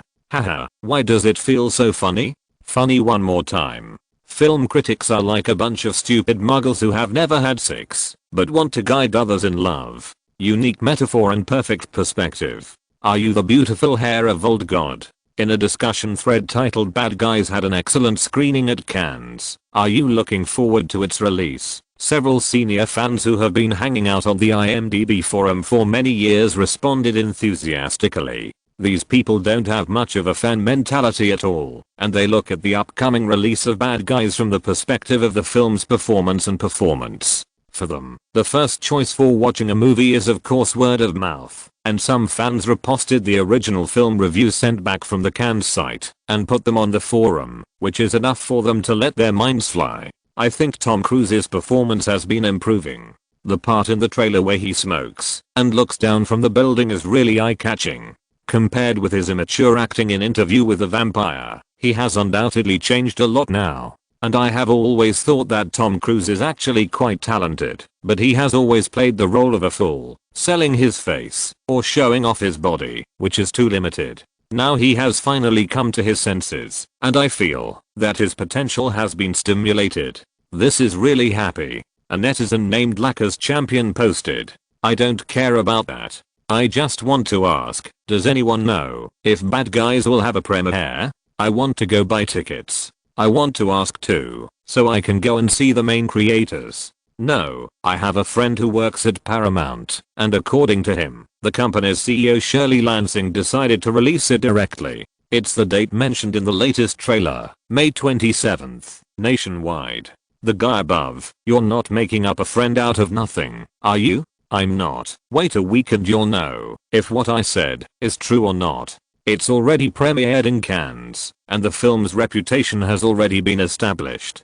There's no need to do anything more, understand? While netizens on the IMDb movie forum were enthusiastically discussing the release of Bad Guys, Tom Cruise's fan forum was even more exciting. Tom Cruise's new work, do you still need to think about it? Most fans are unanimously supporting it. There are even fan leaders who are organizing whether to book a few theaters directly. The power of true fans is strong. After hearing this, they actually considered gathering in a private theater to watch the movie on the day of the release. It doesn't matter if the theater is not full, as it will be an extra contribution to the box office. Such courage and action should be learned by the fan club of a certain deer. As for those fans who don't go online much, many of them learned about the upcoming release of such a movie through channels such as TV stations or news release columns, and of course those who like it are mentally prepared to watch it. However, no matter how intense and curious the fans or moviegoers' reactions are, the film is now being screened in Cannes, and the voices of film critics and jury judges are obviously more important. For people in the circle, professionals know what good works are produced around the world every year. Moreover, according to the plan, Bad Guys was originally intended to win awards to gain better publicity. It is even more important to greet these people. Some film critics who have not seen the movie have long been itching to listen to the praise of their peers. The so-called circle is like this, and you can't be out of the group. Mr. Luc Besson, do you have any tickets left? Give me one. George, how about you hold an internal screening? The calls from all kinds of people kept the PR team of Bad Guys very busy, which also fully demonstrated the development of the film's reputation and the increasing attention it attracted. Under such circumstances, on May 21st, the third day of Bad Guys being screened in Cannes, the organizing committee announced the final nominations for all the films in the main competition unit this year. Bad Guys became the top seed player because of the favorable location and people, a total of 5 Cannes Film Festival nominations. They are Palme d'Or, Grand Prix of the Jury, Best Director, Best Actor and Best Screenplay. For a while, it was in the limelight. Just received the news. George's voice was a little happy on the phone. There were more than 4,000 people lining up for the afternoon screening of Bad Guys. In the end, the two theaters were showing the film together, and there were still a few hundred people who had not entered. The organizing committee suggested that we continue to increase the number of screenings. In addition, after preliminary communication with the jury, we have a high probability of getting a few votes. At least we should be able to grab the jury award. Are there still so many people? Lemon was a little surprised. Well, there are many fans who came from the United States, the United Kingdom, and Germany. The reputation has been spread, and many people want to see it. Rich people, no one else can take a flight to watch a movie. What do you mean? Lemon asked. My idea is to continue to increase the scale of screenings. We will not suffer any loss in this regard, and we don't have to worry about the film's publicity and promotion potential being released too much. Compared with those, the better the screening momentum, the better our publicity and promotion will be. Lemon also understood this. It is estimated that, if the number of screenings is increased, a lot of soft articles will appear in the newspapers of the two places. Is it to warm up the public screening of Bad Guys? It's just a conventional method. After all, in a few days, once the Cannes Film Festival is over, the film will be released simultaneously in both places, so there won't be so much time to dig deep into the publicity and promotion. The more we can do in the early stage, the better. You decide. Lemon responded. There is also a cocktail party tonight. Do you want to attend? No, I need to rest. After hanging up the phone, Lemon stretched leisurely. Staying in Cannes gave him a sense of indulgence like a dragon returning to the sea. In just over 2 years, he found that he had fallen in love with this town. This is probably the so-called local sentiment. People or things can make people feel comfortable from the spirit to the body. The houses are not high, mainly 2 or 3 stories high. Pastry shops and cafes are the mainstream here. The big trees on both sides of the street extend high, casting a green shade, and there is no sense of spurs and oppression of high-rise buildings in general big cities. And with the popularity of bad guys at the film festival, Lyman has become more and more well known in the Cannes area. Especially the locals. Even if he doesn't show up often, everyone knows what he looks like. Sometimes when walking on the street, you can meet French girls asking him for autographs or something. When he goes out for a meal, people will greet him from time to time, and the boss is willing to give him some discounts. All these make him very comfortable, and he has a sense of pleasure that his vanity is slightly satisfied. People are group animals, and this is true. Therefore, a sense of identity in a group is also what people like to pursue. And when the movie was released, Lyman was also much more relaxed. As long as he turned down some unnecessary social engagements, in addition to writing the outline of the new script every day, he would spend time with Eva Green, and his life was quite leisurely. The so-called life is probably the best like this. Chapter 158 Dessert Cake, Subscription Recommendation. I missed her the first day I didn't see her. I missed her very much the second day I didn't see her. Days that are light and peaceful always pass by very quickly. In the blink of an eye, 3 days have passed, and the Cannes Film Festival is almost over. On this night with a little sadness, Lyman couldn't help but call Eva Green. She went home the day before yesterday, and hasn't come back yet. Hello, where are you? As soon as he opened his mouth, he asked a stupid question. Home? What's the matter with you? Nothing. Then why don't you come over? Are you missing me? Eva Green looked very excited and laughed like a silver bell. No, if you're not here, it's hard for me to write a new role in the script. After all, I have to try to fit your temperament. How long will you come over? Ah, man. This is the only pride that Lyman has left. Don't worry, my sister is pestering me, and I can't get rid of her. In Eva Green's bedroom, she lay on the bed and said sideways. Thinking about this, her 2 long legs unconsciously intertwined, and it was obvious that she was also quite troubled. Alas, ever since she heard that Tom Cruise was coming here to attend an event, she has been wanting to meet him. Although there may be a chance to meet him, it is obvious that Eva does not want to do so. She is afraid of trouble. Why is she pestering you? Nothing. Oh, by the way, the film festival will close the day after tomorrow. Do you think we can win any important awards? The topic was changed abruptly, but Lyman did not realize it. It is certain that we will win an award, but I don't know if we can win the Palme d'Or. This award is equivalent to the Best Film Award, and is also the highest honor awarding Cannes every year. P.S. This year, South Korea's Parasite won this award.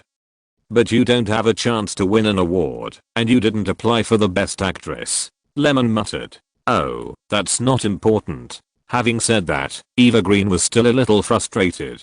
As an actor, it must be good to win a big award that recognizes her performance. Why doesn't she want it? Then when can you come? Lyman talked about business again. Let me think about it. Eva Green pretended, then hummed for a while, and then smiled. I can get up early tomorrow. The next day, he came early as expected. Lyman opened the door, looked at the blue sky outside, and then looked at Eva standing at the door in a light grey gown, and hurriedly welcomed her in. What time is it? 5 o'clock. I got up at 3 o'clock and asked my friend to send me here. Eva said seriously. Both of them looked tired. One was not awake, and the other was not asleep. They took off their coats and lay on the big bed, leaning on each other, and fell asleep again. When they woke up again, it was already afternoon. In fact, Lyman woke up halfway, but seeing that she was so tired, he didn't want to disturb her. After a simple wash, the two went out to eat something. Cannes is a good place in every way, but the food needs to be a little better. If the food is also good, it is really suitable for living. It's a pity that Lyman is still very young and has a heart to fight for his career. He doesn't want to settle down and retire so soon. Walking forward along the Corniche, looking at the beach bay on the right, enjoying the comfort of the slight sea breeze with a hint of tide brushing across the cheeks, the two chatted and arrived at Menadia Street. It is not too far from the Film Palace, and is also a main road connecting the left and right.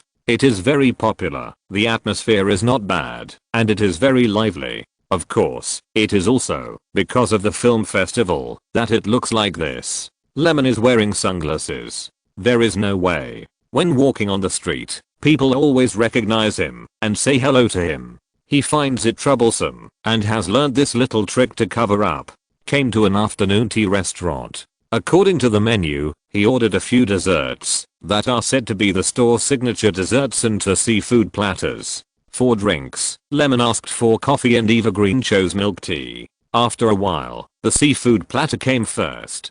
Try it and see how it tastes. Have you never been here? Well, Ryan said this shop tastes good and recommended it to me. Eva cut off a small piece of lobster meat, put it into her mouth with a fork, chewed it for a few times, and then commented, "It tastes really good." "That's good. I'll start eating too," Lemon said, picking up the knife and fork to enjoy it. Not long after, several desserts were brought up by the waiter one by one. Lemon was not particularly interested in these, because the French generally like to eat sweet things and have a high tolerance for sweetness. Each dessert is so sweet that it makes the throat choke. At this time, Lemon frowned at a small plate of Napoleon cake that looked quite delicate and had a very impressive name. Especially after taking a bite, the sweetness was several levels higher than the desserts he usually ate, and he suddenly didn't want to eat it at all. This is much sweeter than macarons and operas, which made Lemon even more indifferent. And although the name is scary, Napoleon or something, what the hell, isn't it just an ordinary butter cake with a thin layer of puff pastry and a light cream inside? The puff pastry also broke at the touch. Lemon completely gave up the idea of eating it and looked up at Eva. This girl is similar to ordinary French girls. She was leisurely spreading various jams or some small cheeses on the dessert, eating happily. It's really sweet. No wonder French girls tend to gain weight when they reach middle age. How can they not gain weight by eating these every day? After eating, the two continued to do nothing. They also walked around Menadia Street, but they also felt bored.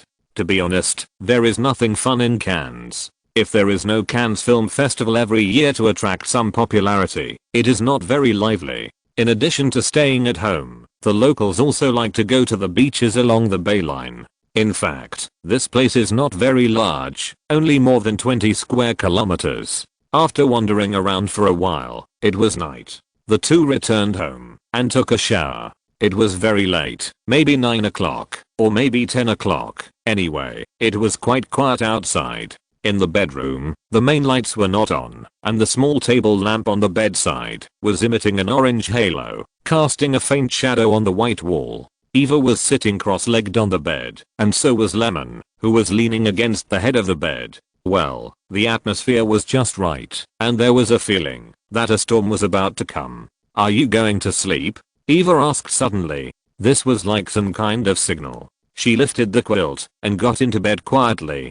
Perhaps because he hadn't seen her for a few days, Lemon also felt unnatural. He turned his head to look at her, with his little head tilted to one side. What is she thinking about now? Unexplained doubts occupied Lemon's mind.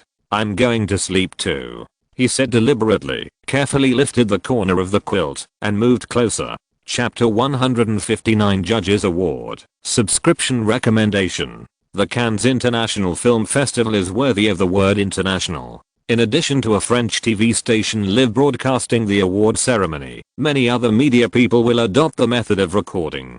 For a time, German, French, English and Danish were heard one after another, with great momentum, and it felt like they had a lot of face. Lemon didn't know who the award-winning films were in the previous life. But isn't Bad Guys an alternative spoiler? With good viewing performance and reputation during the screening, it was nominated for 5 awards and became the most eye-catching film of the 56th Cannes Film Festival. After Lemon and his party entered the venue, they were arranged in very superior seats. They looked at each other tacitly and found a good seat to sit down again. It seems that the organizers really value them. The hall is not too big, but of course not small. Although the seats can be seen at a glance, they meet the needs and there are still spaces. Everyone on the chair is happy, looking forward to whether they can become the winner. The atmosphere was pretty good. It was not as serious as the Oscars, which made Lemon quite relaxed. There are two units in the film festival, one is the official competition unit and the other is the non-competition unit.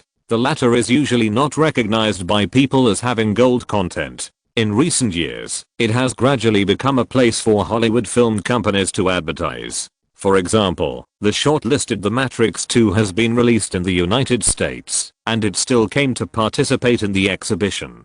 The highest award is naturally the Palme d'Or, which needs no further explanation. In fact, the award ceremony of the Cannes Film Festival is very simple, and it takes less than an hour in general. At the beginning, the jury came on stage to thank them. It is my honor to participate in this Cannes Film Festival as the chairman of the jury. Here, we can see the works of the best filmmakers from many countries. Finally, thank you all for coming and supporting us. Patrice Chappelle finished his speech and smiled friendly. These few paragraphs are too official, but there was still applause from the audience. Next, the organizer thanked him again. An old man stood on it. He has been organizing the Cannes Film Festival for more than 30 years. He is an old veteran. As people get older, they become more open-minded and speak more pertinently. Cannes is a small place, but we hope to help those who love movies and allow them to communicate and improve with each other.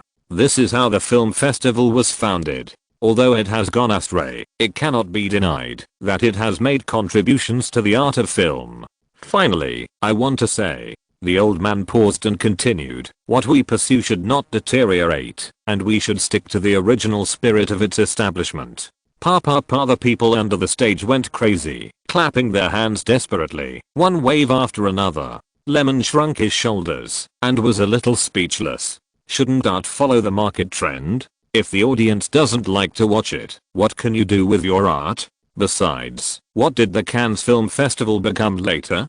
Don't you have any idea in your mind? Lemon didn't expect that a few words could have such an inciting power. Maybe these people have been frustrated for too long and need to vent, and someone happened to speak their mind. I think this is how the word is used. These people who make independent and niche films are just like those underground rock youths. Once they get excited, they can be very excited, hysterical. It's a pity that many people have gone astray from the charm of movies from the beginning, focusing on some trivial things between love and ethics. It feels like the industry of the island country. It's vulgar, not elegant at all. After a long time, the scene calmed down. The host made an opening speech and the award ceremony began. The process was very simple and the links were neat. There was no riddle. It was casual, without a word of nonsense. Whoever should take the award went up and took it. After a brief introduction, the award recipients did not cry about how difficult the filming was or what hardships they had, but were happy and grateful. Lemon sat down below, and in a short while, all the small awards were awarded. However, the Cannes Film Festival also made him feel like he was queuing up to share the fruits. It seemed that the organizing committee also liked to balance. Best Short Film, Australia won it. Golden Camera Award, Danish Film Reconstruction. Special Attention Award, Afghan Director Osama. Premier Focus Award, France. The Golden Carriage Award was won by American director Clint Eastwood. So don't say that the Golden Rooster and 100 Flowers Awards like to balance. The rules of the game are generally the same all over the world. After the appetizers, it was time for the main course. In fact, after these days of warm-up, everyone had guesses about who would win these awards, and they were definitely close to the truth. For example, Tom Cruise. This guy is very calm now. Because after applying for the best actor, this guy took out a large amount of public relations fees to operate, and just now he told him that he was very confident. As for Lemon, he also knew that there would be at least one jury award. 3 of the judges are French. Why do you say that? But when the results were really announced, I was still very excited. It was not Lemon, but Tom Cruise. This guy thanked all kinds of people on the stage, not to mention that his writing was not bad, and he was very flattering. I guess someone helped him write the acceptance speech. When he came down, Lemon's attention was also focused, because the jury award was about to be unveiled. The host did not seem to be dragging his feet and started directly. The winner is Bad Guys. Please welcome director Lemon. As soon as the voice fell, there was some restlessness in the audience. The reason is that, as I said before, there will always be gossip about the commercial film awards, especially those art filmmakers who want to win the award much more than Lemon. In their view, art films don't have many audiences and box office. If you don't give some awards to comfort them, otherwise, who would be willing to make them? Lemon didn't care about these things and went up calmly. To be honest, the award in his hand is heavier than the little golden man, and I don't know what material it is made of. Thank you for the recognition of the judges. Thank you everyone. He said a few simple words and left the stage without any hesitation. Next, the best screenplay was also given to Bad Guys, but the most important Golden Palm was finally given to the art film Elephant. When the biggest award was awarded, it meant the end of the film festival. Those who got it will not be complacent all the time, and those who didn't get it will not be self-pitying all the time. As for the so-called awards, those who care about them will naturally care, and those who don't care will not care even more. Life goes on all the time. In any case, it is best not to be imprisoned by any platform award when making movies. I feel bad, so let it be. Chapter 160 Cannes Night. Subscription recommendation. After the award ceremony, the organizers held a party as usual. Just like the Oscars to the Vanity Fair dinner, the sponsors of Cannes are not so big names, and the name is also very simple, called Cannes Night. All the filmmakers who were just competing for the awards came to a beach sand again, which was the venue they provided. Not to mention, although it was open air, the atmosphere was more relaxed and leisurely. Lemon didn't want to attend at first. After all, haven't you attended enough of such a formal party? It just felt troublesome, and this party was not qualified to make connections. But when George said that a Chinese film producer wanted to find him and discuss something with him, Lemon agreed to come. The relationship between the Cannes Film Festival and the Chinese film industry has always been very close, both privately and officially. The private affairs have been mentioned in the previous article, so I won't repeat them here, and only talk about official cooperation. As we all know, China has always had a target task of buying out or sharing the distribution of foreign films. Since the late 1970s, China Film Group has been mainly responsible for importing films. Of course, Shanghai Huaxia also has the qualifications to import films, but it is usually a younger brother, so we won't talk about it here. In the beginning, China relied on buying out copyrights to distribute films, such as the former Soviet Union film Lenin in 1918, which was the first to buy out copyrights and distribute in 1939. It was not until 1994 that the first Hollywood blockbuster The Fugitive, imported in a box office split model, changed this pattern, which was regarded as opening up the then quite closed film market in mainland China, and also marked that the Chinese film market officially entered the quota system for imported shared blockbusters. This so-called quota system refers to the film import quota system implemented by China. In theory, the number of imported films that can be screened in theaters across the country each year is about 64, including the total number of shared films, bought out films and some co-productions. P.S. Films produced independently in Hong Kong, Macau and Taiwan are strictly speaking also called imported films, but they do not occupy quotas. In China, only China Film Group Corporation can import shared account films.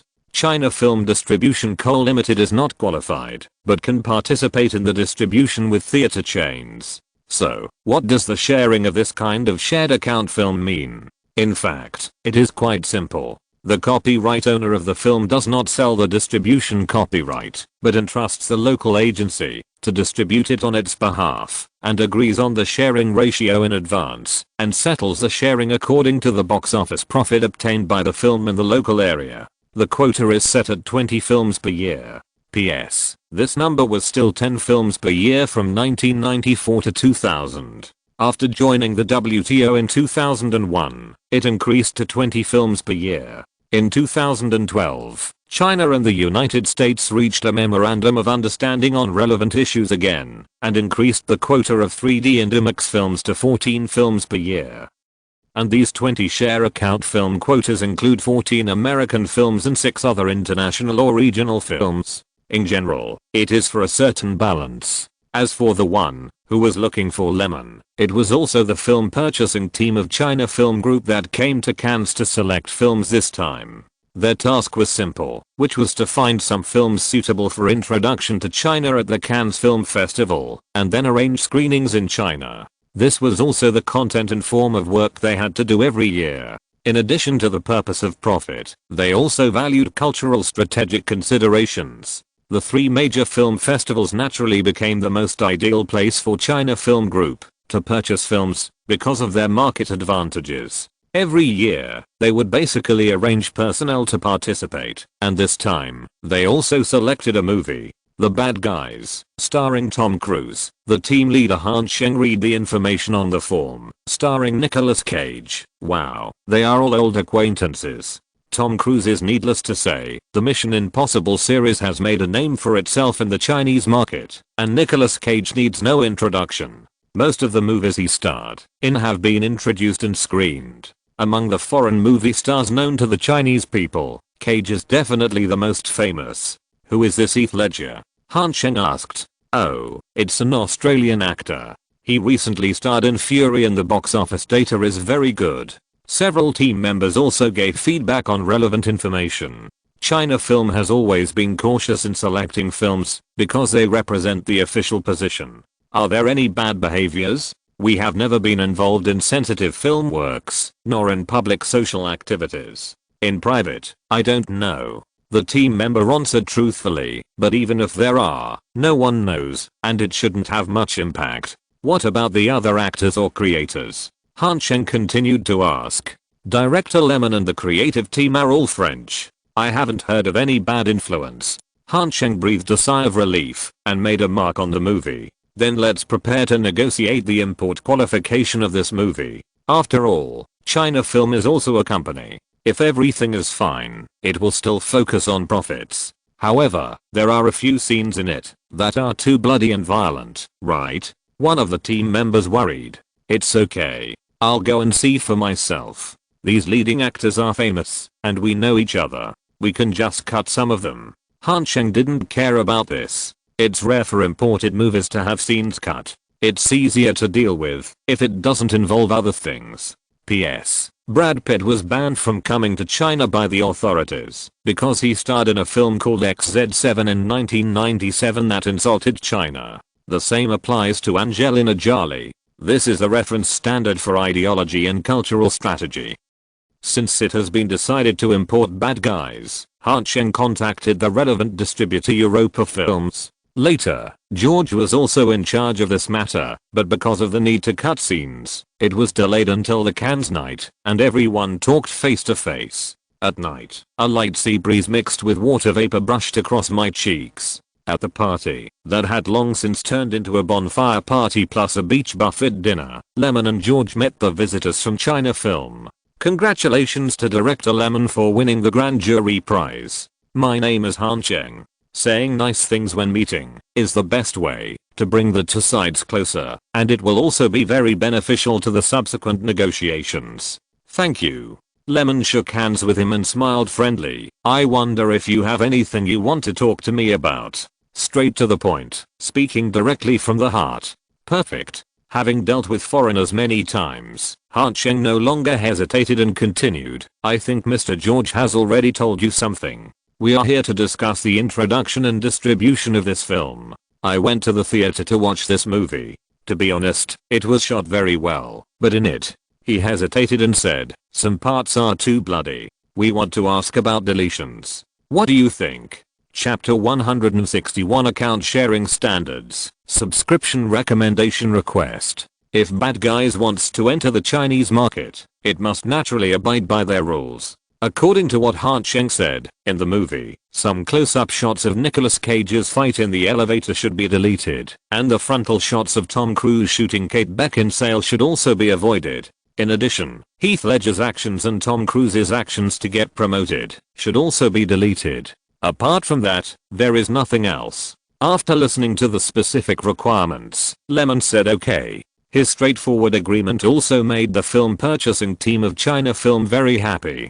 After all, if they are unwilling to delete, they have no choice but to give up the idea of introducing and screening. Then let's talk about the specific matters of agency distribution. Then, Han Sheng talked about the regulations of China Film on split account films. He didn't think of releasing Bad Guys in the form of buying out the copyright this time, although the former could make them more money. The reason is also very simple: there are not enough places. This method only allows China Film and Huaxia to import about 15 films each, and they can be distributed by one party alone. Such a convenient method was naturally completed at the beginning. Moreover, the copyright is usually bought for those movies that have been released for a long time, so the cost will be lower, but Bad Guys has only premiered in Cannes, so it is certainly not the first choice. Next, the two parties started negotiations on cooperation issues. Both parties were relatively sincere, and the negotiations went smoothly. After a while, the relevant issues were resolved. The profit-sharing conditions given by China Film are that Europa Films can get a 13% share of the box office revenue of the film Bad Guys in China. P.S. This ratio is fixed. Foreign film companies have no choice, as long as they want to enter the Chinese market. The 13% share is naturally very harsh, especially compared with the general international distribution standards. 35% for the producer, 17% for the distributor, and 48% for the theater chain and the screening theater. However, with the idea of making some money, as long as they can show as much as possible, George and Lyman are quite satisfied. There is no way to be dissatisfied. The regulations are there. It is still a rule made by a country, and cannot be resisted. Hollywood has always been dissatisfied with this ratio. In 2012, the proportion of the revenue sharing was increased to 25% of the total box office revenue through a ruling. After all, it is selling oneself, so it is better not to be too miserable. In addition, the concept of co-production was created to address this phenomenon. For example, the Sino-US co-production The Great Wall and the Sino-French co-production Wolf Totem can enjoy the treatment of domestic films if they are released in China. There is no quota limit, the proportion of revenue sharing is reasonable, and they can even enjoy the support of relevant policies. The only point is that the copyright must be allocated to the Chinese side, and the shooting conditions are also very harsh. For such a joint shooting, if foreign creative personnel are hired, they must be approved by the government, and the proportion of foreign main actors shall not exceed 2/3 of the total number of main actors. After shooting, the producer needs to send the film to the radio and television department for review. Only after passing the review can it get the dragon mark for the corresponding release. However, as long as it succeeds, the producer and distributor can get a 43% share of the revenue. Details can be discussed by themselves, but at least it is higher than the share of the revenue introduced by the distribution. This is also encouraged by the country to implement this aspect to reduce the pressure of foreign blockbusters on their own market. Every country with a little say has this kind of resistance to the invasion of Hollywood movies into the market. Oh, you mean Japan, South Korea, Canada, and Australia? Then it's okay. Their international status is not bad, but they don't have any intention of doing anything bad when they are younger brothers. If there is, they will be given a red card warning.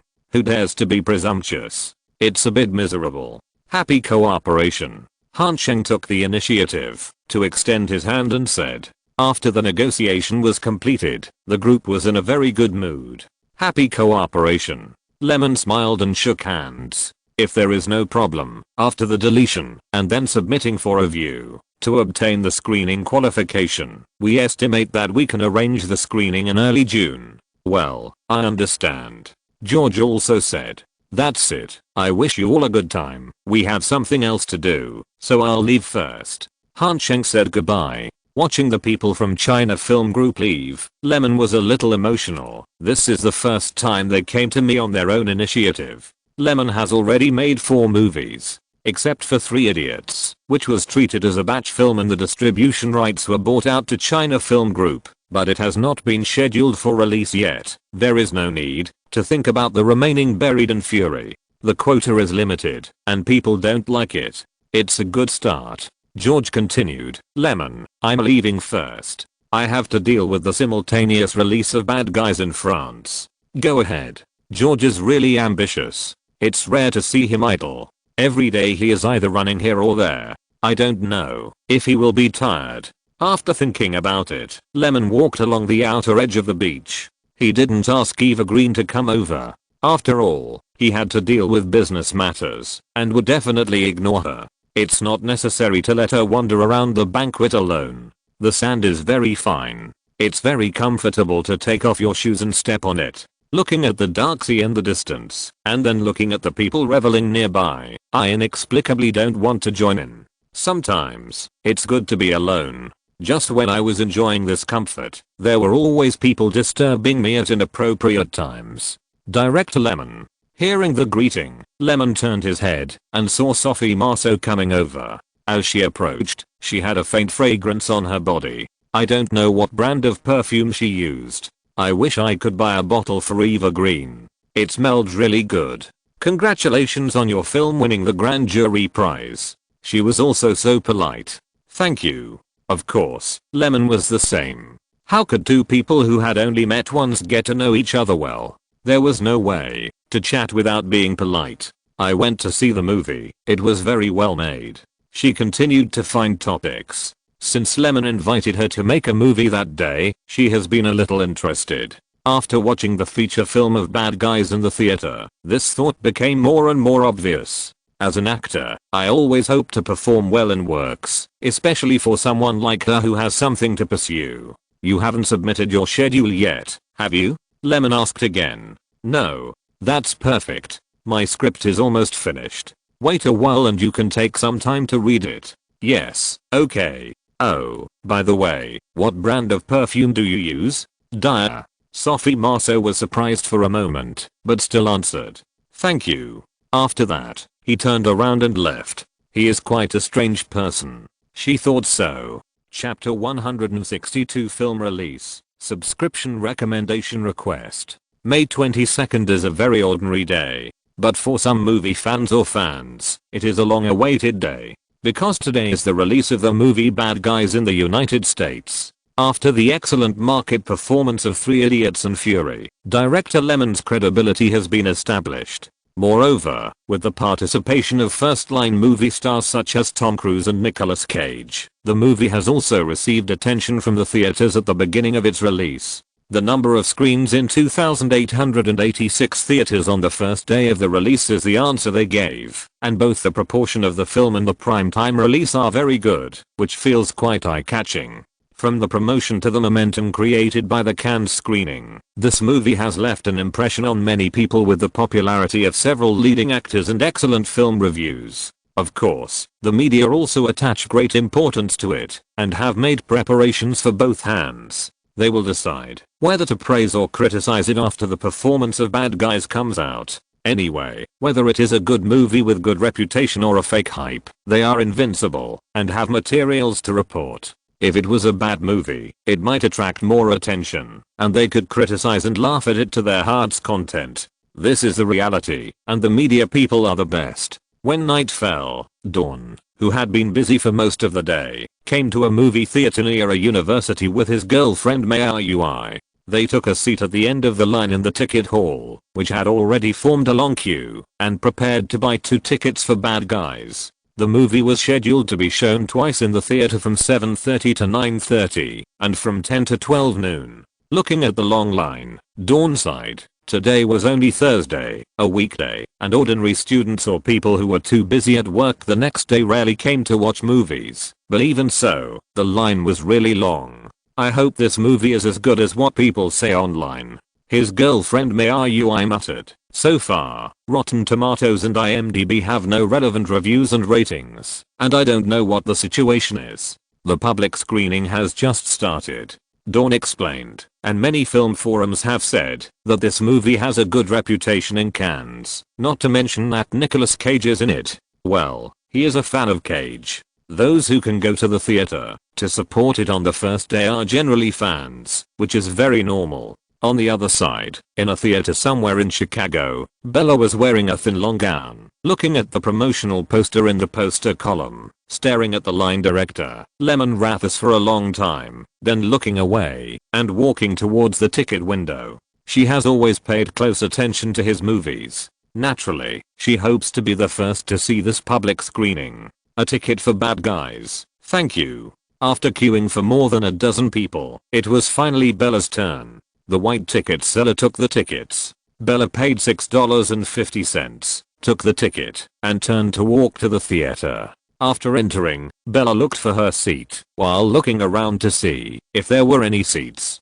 The theater was not very large and could accommodate about 600 people. Except for a row of empty seats at the back, it was almost full. It seemed that this movie was really popular. Bella was secretly happy and found her seat and sat down. Before the movie started, there was a buzz of conversation in the theater. Do you think Tom Cruise's performance is really that good? Nicolas Cage played it, and I'm looking forward to the movie all of a sudden.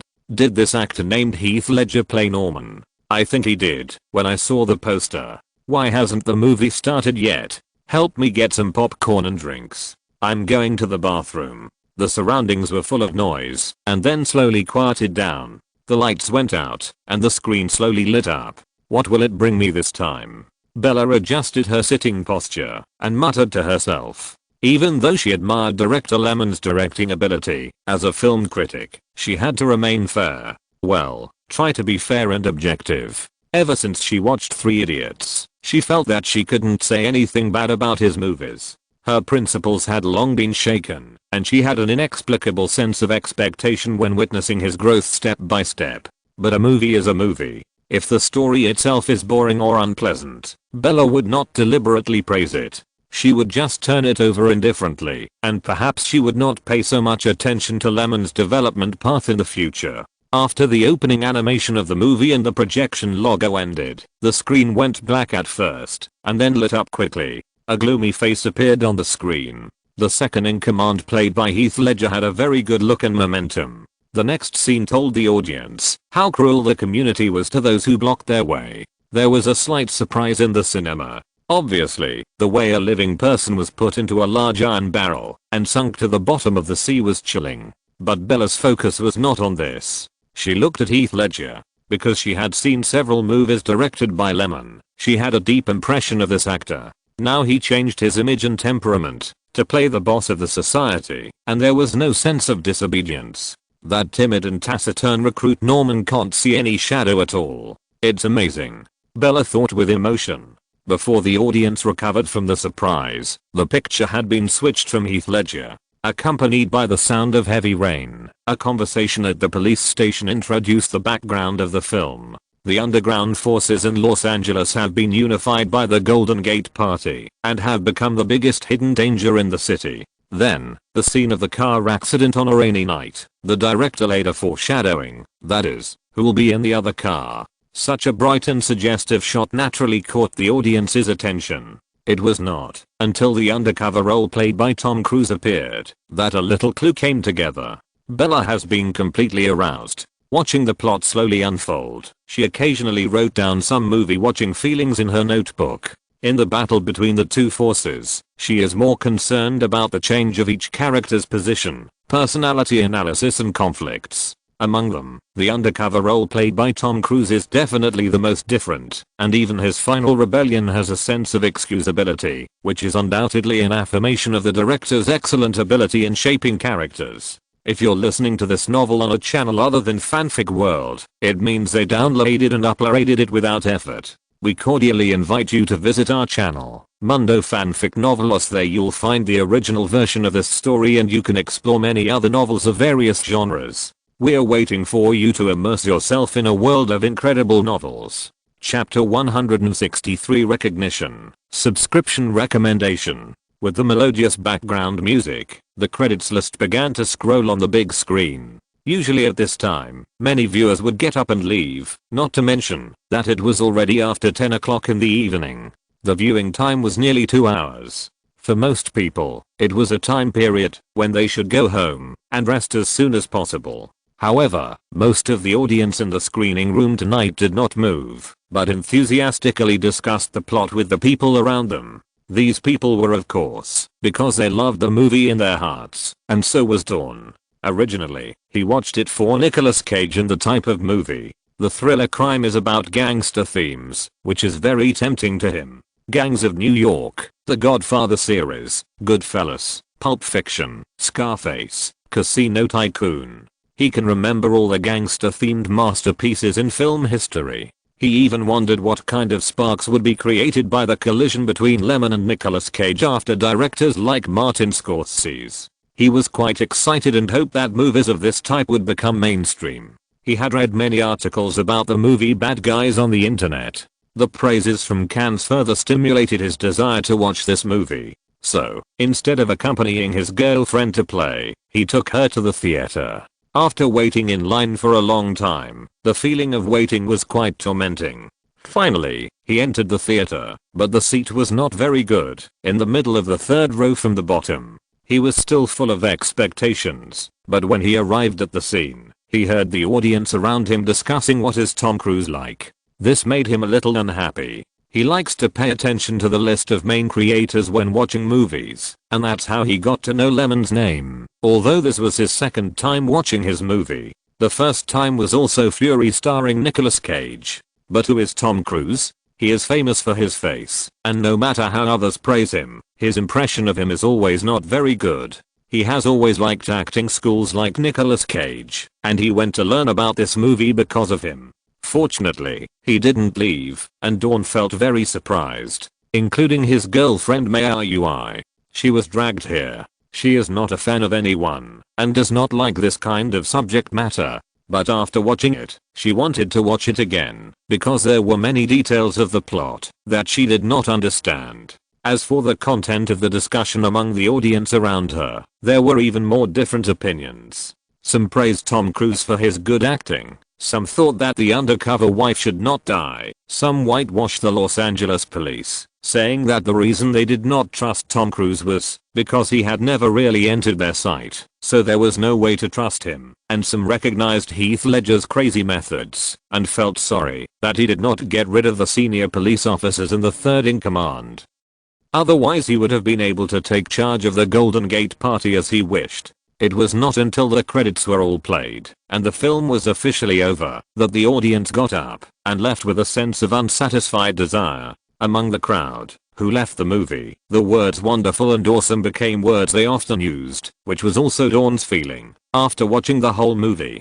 To be honest, the mutual infighting between the two forces did not touch him too much because they were enemies, and he did not think that any means were excessive. What touched him most were the words that Nicolas Cage said to Tom Cruise when he was dying in the hospital, and Tom Cruise's behavior in the end when he actively sought liberation after being bound by life and identity. One is brotherhood, the other is breaking free from fate. It doesn't talk about any great principles, nor is it deliberately sensational. The core of the story is not about the right thing, but Dawn feels it is very real. The director portrayed the undercover career, which violated his own beliefs, as cruel. His transformation was based on the police's distrust, brotherhood, a little bit of loyalty and a little bit of love. This is not a warm story.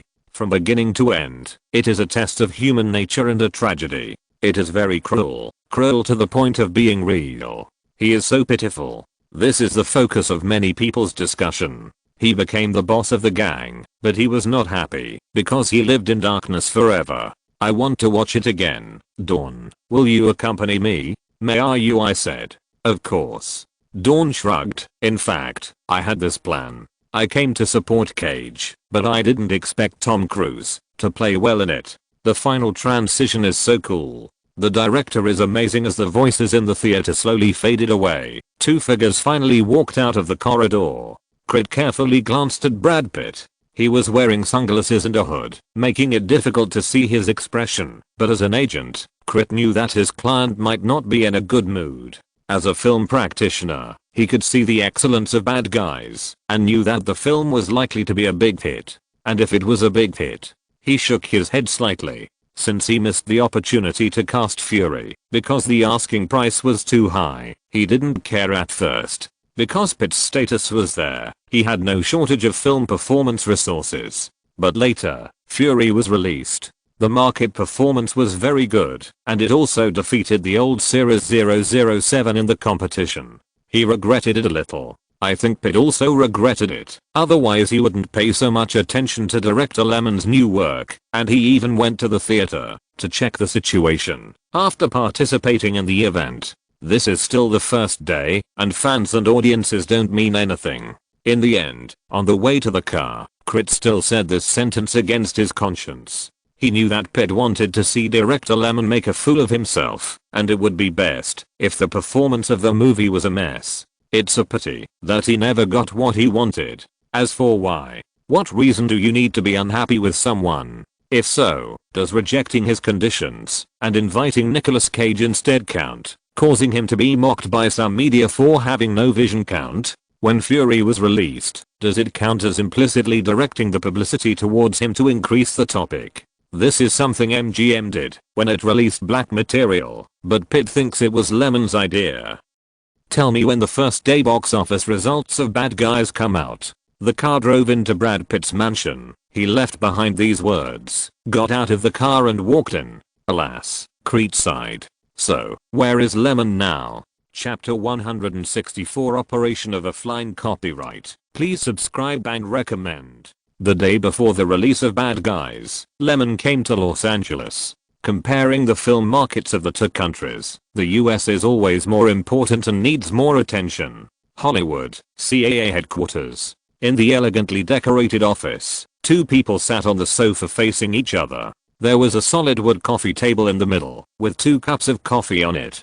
Kevin Hoween took a sip, pointed at a document on it, looked at Lemon across from him, and said slowly, "So, do you know the charm of the Oscars?" He stood up and pulled the curtain slightly to block the sunlight. "Since you won the award, you have started a new project, and it is about to be released. We have never sat down to talk properly. Anyway, there are always things to distract us. I haven't formally congratulated you yet. I wish your new film will be a big hit, Lemon." Lemon smiled and picked up the coffee. "This is our business, and the profit is also for everyone." "That's right." Kevin Hoween also said happily, "It is the right thing for us to let you join CAA. I'm a little worried that you will be poached by other people or agencies now. Then you need to fight for me even more." Lemon teased. "We have offered you the best service conditions. Isn't that enough?" Kevin also smiled. He came here today naturally to discuss the offline operation of Three Idiots after the Oscars. So, for Lemon, fighting for the award with all his might, spending countless words, connections, energy, and money, must be for the blessing of personal influence, and even for the effect of the potential value of this reputation. It is not a pity to pay a large sum of Franklin for it, but for companies like Paramount, Europa, and CAA, fighting for the Oscar award is always for profit, or the kind of profit that can be seen in a short time. After all, compared to Lemon, getting this award to decorate the facade is completely dispensable for them. Only profit and only profit can make them want to operate. And the document on the table is their profit situation during this period. The above data is listed very carefully, which makes people clear at a glance. In the US market alone, more than 730,000 videotapes and DVDs were sold, and this does not include the income from rental and sales. Generally speaking, the entire home entertainment market should have received a profit of $14.32 million US. Moreover, the film won the award the day before. As soon as the relevant news was released, Paramount Pictures seized the opportunity to add a few more theaters to screen Three Idiots, and the slogan they used to the outside world was the Oscar for Best Foreign Language Film. The trend of this Oscar award was also immediate. The box office figures of the repackaged Three Idiots were surprisingly good. Compared with the pitiful hundreds of thousands of box office revenues from the previous previews, it instantly increased by more than 10 times, and the daily output could reach more than $1 million US. Even many foreign film companies came to ask to buy the distribution rights. Germany, the United Kingdom, South Korea, Japan. These film markets have made some efforts, not to mention that offline channels such as videotapes and DVDs have always been a long-term business. Even if the publicity and public relations costs are deducted, the United States alone can wipe out all the costs. Calculating the overseas market, deducting the buyout money and the distribution share, the revenue that falls into the hands of the producer is about 10 or 20 million. These are almost pure profits, and the sales of DVDs and videotapes seem to be very impressive, so the revenue can also be more than $40 million US. Oscars are really profitable. No wonder Miramax can have a good position among all the manufacturers with its low-cost production. Awesome. If we had known this earlier, we could have operated it successfully and achieved excellent results. We should not have arranged to release it in March. We should have screened it first and then released it on a large scale after winning the award. It would definitely perform better.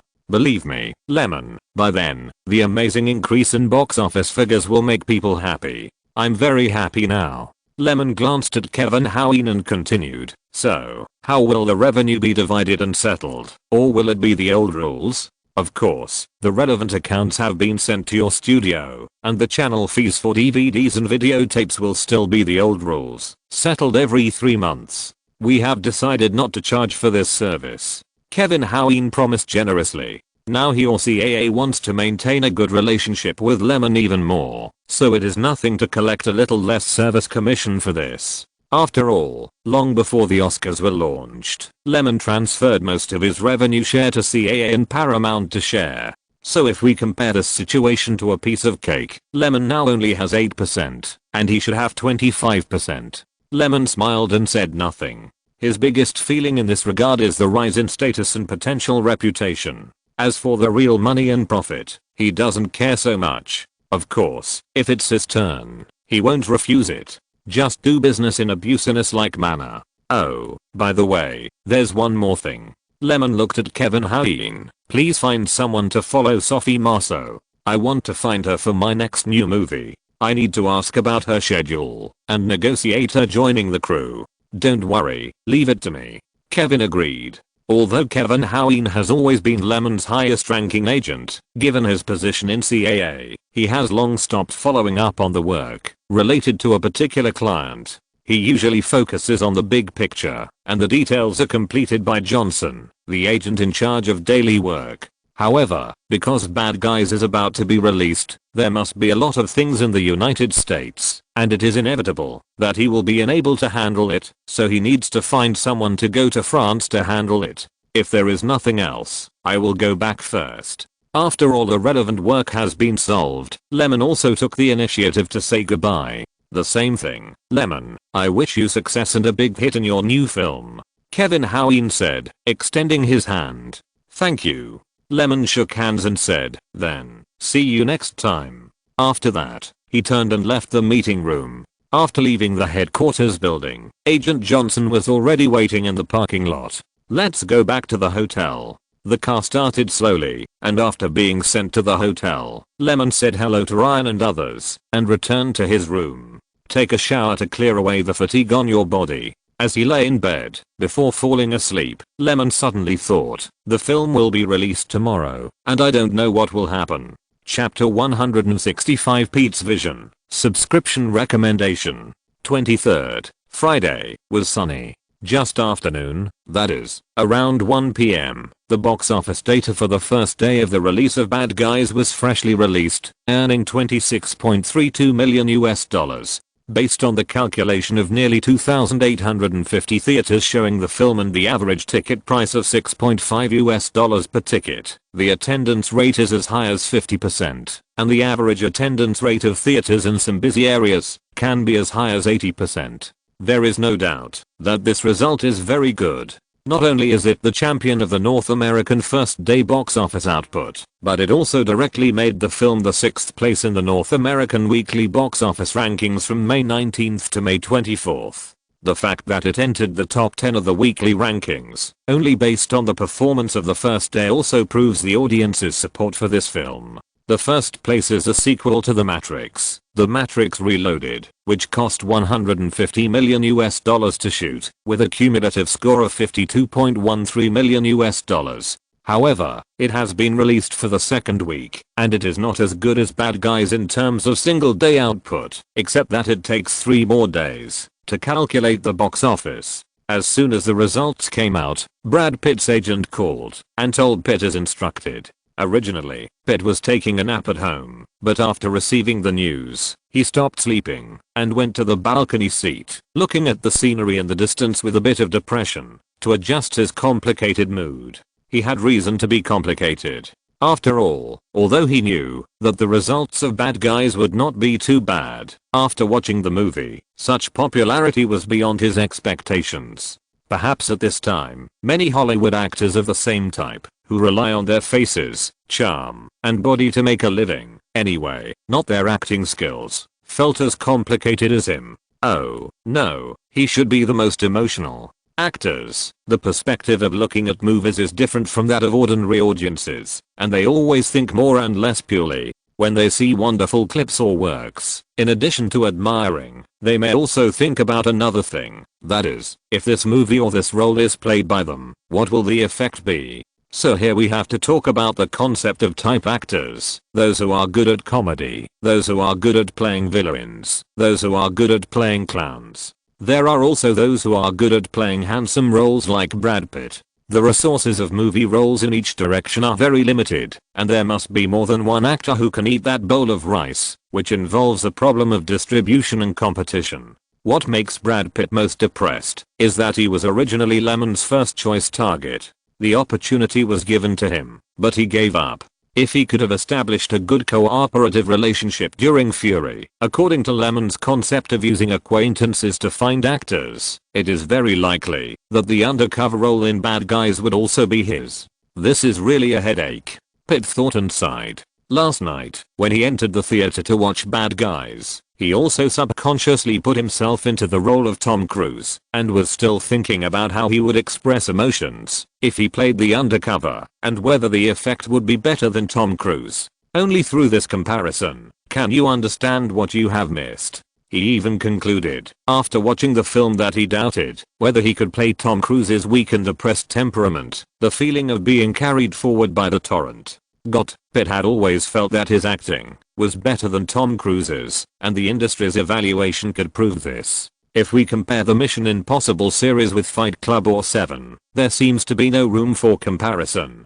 Whose face is more stylish? Isn't that ridiculous? Pitt thought that he was born a few years late and didn't have a good opportunity. Otherwise, he felt that he could completely replace Tom Cruise's famous roles. The industry will also lose the name of Liang Tang from now on. He is sure about this matter. Although they are both selling hormones and selling their faces, he thinks he can sell better than Tom Cruise. Every year, the entertainment industry produces many works, of which only a small number can be recognized or even become classic masterpieces in film history. Pitt has also tasted the benefits brought by the word of mouth hits, otherwise he would not have taken the initiative to reduce his salary to join Seven Deadly Sins before he was about to step into the threshold of a first-line movie star, thus doubling his value. Those successful and classic roles really add too much to an actor, but the more so, the more he regrets watching Sergeant and Undercover slip away from your hands. That kind of fucked up taste, whoever encounters it knows. Especially this fact seems to be happening. Bad Guys premiered well, and the word of mouth is also overwhelming, and the role of the undercover is a tragic character. As we all know, tragedy is often more shocking than the perfect ending, and it also makes people more impressed. Tom Cruise has it all this time. The character itself is miserable. He has to give up his formal identity after graduating from the police academy and go undercover, not to mention that his lover died, his best friend died, and he was guarded by the police in various ways. These are all very negative factors, and Tom Cruise unexpectedly broke his usual mood and controlled his emotions very well, which made this character even more eye-catching. The evaluation center after the audience watched it seems to explain this. The heart-to-heart talk on the hospital bed will inevitably become a classic bridge that everyone talks about. Brad Pitt knew that it was not right since the rejection that day, so he asked his agent to tell him the first day performance of the movie as soon as possible, because at this time he still had a little fantasy in case the movie has a good reputation, but the market does not buy it, then all this can reduce his depression and unhappiness. Although, judging from the current situation, his idea is indeed a fantasy, and leaving aside other factors, he and Tom Cruise have always been in a competitive relationship, and their acting styles are very similar, almost like the film producers are choosing who will play the left hand and the right hand. Now, Tom Cruise is going to take a step forward, which means he will take a step back. The same goes for the benefits and the spread. The more he thought about it, the more annoyed he became. Brad Pitt felt that he should do something. After all, he and Lyman were not in a life and death competitive relationship, and there seemed to be room for improvement in whether they could cooperate. He walked to the bedroom, picked up his phone, and took the initiative to call his agent. Crete. Where are you? Please make an appointment for me to meet Main Royer.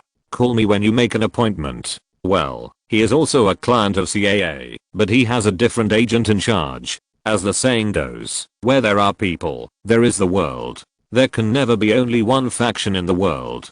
Chapter 166 Movie Reviews. Subscription recommendation. In an era where traffic is king, the media always needs to be one step ahead. The day after the movie was released, the entertainment sections of all major newspapers published reports on Bad Guys. This is not only due to the nature of news magazines to chase hot topics, but also the public relations of Paramount Pictures. In any case, it is always good to cause heated discussions. In the early morning, in the newsstand at the corner of Los Angeles Avenue, among the piles of newspapers that had been sorted early, the headline of the entertainment section of the Chicago Times was so conspicuous: is gray black or white? Good or bad? True or false? Which is more important? This film review report occupied an entire page. The author's name is Bella, a new female film critic. There are many movies about undercover agents, but in my opinion, Bad Guys is different from the others. In the past, when I watched undercover policemen who risked their lives for justice, I was moved by justice and faith, but I couldn't help feeling aggrieved while watching the movie. Whether the side representing justice wins in the end or not, the price they pay in the undercover process is too high. The inner struggle, the alienation of relatives and friends around them, and the seemingly true and false friendship with the enemy.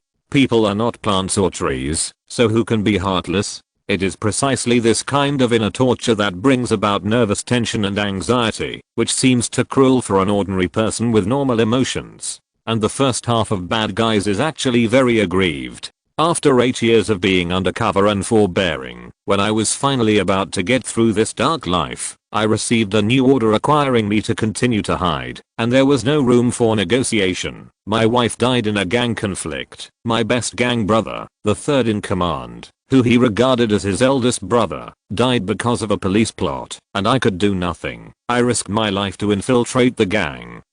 But only a few senior police officers knew my identity. I started to doubt who I was working for. So I quit. Why did I sacrifice so much? Who can share my pain, loneliness, and fear? How can I save my brothers? How can I reunite my family? How long will this bleak life last? Damn the belief in justice.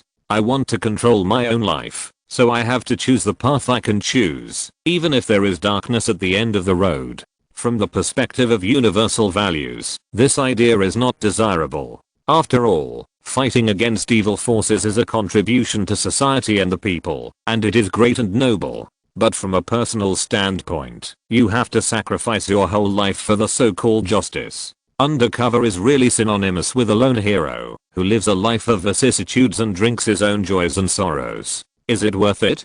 Who knows? Also, the various characters in this movie are really well portrayed. In addition to the undercover, I also want to talk about the third in command. He is a gang leader. He looks like a gangster, and his gangster temperament is prominent. In this age, where interests are praised, it is very common for brothers today to stab each other in the back tomorrow. But he is different. He attaches great importance to trust and loyalty. Before he died, he told his deputy, who had already discovered his undercover identity, that people have to be ruthless when they are alive, otherwise they will not be able to survive. He himself is not ruthless enough, but he still warns his brothers to be ruthless. From this moment on, people inexplicably have a good impression of him. He is a man of flesh and blood, loyal and responsible, and he also shows the desires and sorrows of that kind of person. At the end, let's make a summary. The bad thing about Bad Guys is that it is unexpected and does not follow the rules. Who says justice will prevail and good people must stick to their beliefs? Who says bad people must be unforgivable and have no emotions? Each character is a living person. As a person, he has his own stance, can think, and can change. Black and white are never so clear. Finally, I recommend everyone to go to the cinema to watch it. In the study, Bella put the latest issue of Chicago Times into the cupboard and arranged it carefully.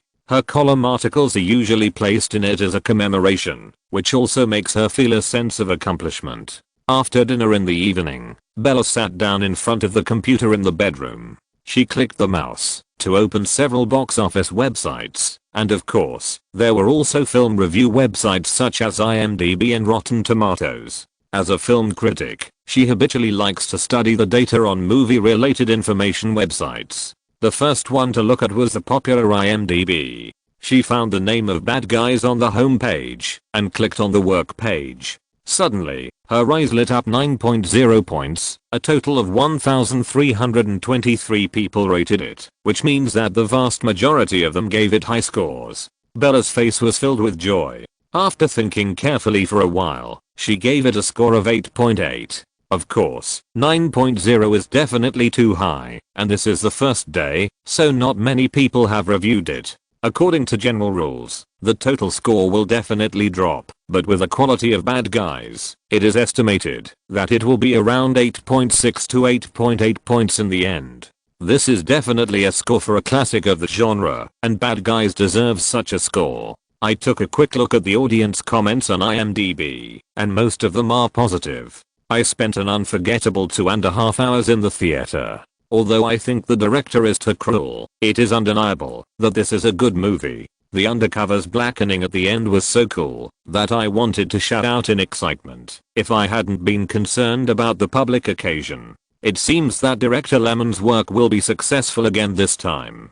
Bella continued to click on the Rotten Tomatoes page thoughtfully. Compared with IMDb, Rotten Tomatoes pays more attention to the opinions and comments of industry insiders. After watching for a while, the corners of her mouth rose slightly. The critics gave 87% points, the audience liked it 95%, and the Rotten Tomatoes double green also meant that it got the fresh certification. Of course, this is only the initial data and cannot represent the final result. Many film critics may not have watched the movie yet, let alone movie fans and audiences. However, this data at least lets Bella know that most people in the industry are also holding very pertinent opinions in their evaluations. It seems natural that Bad Guys is so unconventional that it tickles their itches. After browsing several professional movie websites again, Bella turned off the computer and stretched her waist comfortably. It is also very pleasant to see that the works of the directors you like are recognized by everyone. After taking a bath, Bella lay on the soft big bed, still thinking happily. I don't know what kind of surprises will be brought to me in the future. I'm really looking forward to it. Director Lemon Rats. Good night, sweet dreams. Chapter 167 is a surprise. Please subscribe and recommend. May 24th, Saturday. The weather was still sunny as the sun rose early as usual and climbed to his workstation. The City of Angels, Los Angeles, which had been silent for a short time, regained its former bustle. The streets were crowded with people and cars. The cinema also welcomed a new batch of young fat sheep. Although Bad Guys had been released 2 days ago, for another part of the audience and fans, only the day off was the beginning of their movie watching. As the sun turned and hung high in the sky, the box office statistics of the previous day also came to an end. The market performance of all the films currently being released was also passed to the corresponding film companies, which also made more people pay attention to it. In Hollywood, in the Paramount Pictures building, Shirley Lansing had just entered her independent office. Before she sat down, the head of the marketing department, Cliff Thompson, knocked on the door and walked in. This middle-aged, slightly fat white man with a big belly held a document in his hand, with a smile on his face and a breeze walking, and he had a good mood that could not be concealed. "What's the matter?" Shirley Lansing asked. "Boss, good news." He smiled, his eyes narrowed into a small slit, making people suspect that he was talking with his eyes closed. "Go ahead, Cliff." She turned around and sat in the office chair, motioning for the other party to sit down as well. The fat white man did not refuse. After sitting on the sofa, he opened the file in his hand and reported on his work. "The box office results of Bad Guys yesterday are out. Did it meet expectations?" Shirley Lansing asked. Paramount Pictures also made an expected result based on the previous market prospect survey and the $26.32 million it achieved on the first day of the premiere, breaking $100 million in the first week, which is also an ideal goal that the top-notch North American blockbuster can achieve. In order to achieve this result, the daily box office market must maintain the level of the first day. As for the decline is too severe, everything is off the table. More than just meeting expectations. Cliff Thompson raised the document in his hand, a little excited. Just yesterday, we got another $31.25 million in box office. President, our goal may be achieved faster. The increase on the second day is more than 25%. This means that, if the public's enthusiasm for watching movies can be maintained, we can break 100 million in at most 4 days. What? Shirley Lansing was a little surprised, and even a little bit unbelievable. If the first day of the release can be said to be relying on the fan base of the actors to get a higher score, then the increase on the second day must mean that ordinary passers-by fans are also strongly supporting it. Star movies such as Mission Impossible are typical fan market economies. Often the results obtained in the first 3 days are better than the market results of the next 1 or 2 weeks combined, and the box office on the first day of release is often the highest. Give me the document. She stood up and said. Cliff Thompson handed the document over respectfully. After Shirley Lansing took it, she carefully flipped through it for a long time, and then confirmed that the market performance of Bad Guys yesterday was indeed true. With this momentum, we may have to increase the intensity of publicity and try to attract more potential audiences to the cinema. Cliff Thompson did not forget his job because of his joy and whispered. This is also the unanimous opinion of their marketing department's senior management. After hearing Cliff Thompson's proposal, Shirley Lansing calmed down. After all, she worked hard all the way to sit in the position of Paramount's executive president. Even though the annual report data of the past 2 years was bleak, and it ranked last among the 6 majors, which made many major shareholders behind it dissatisfied, her personal vision and ability are unquestionable.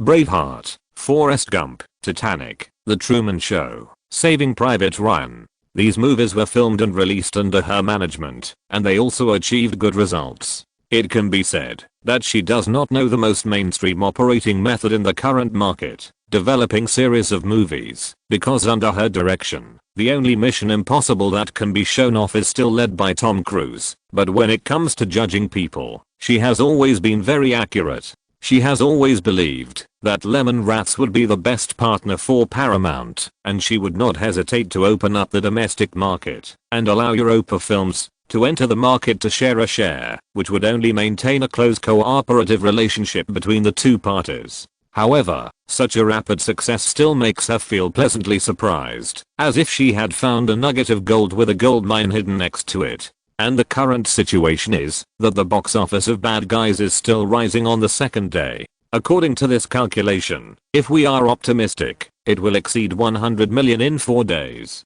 So, how much can the box office reach in the first week? 150 million? Or 200 million? Shirley Lansing's mouth corners slowly rose, and she put on an imperceptible smile. She chose to cooperate with Lemon Rats before he became famous, when he was in 3 Idiots. This move was really right, and he always gave people very profitable market returns.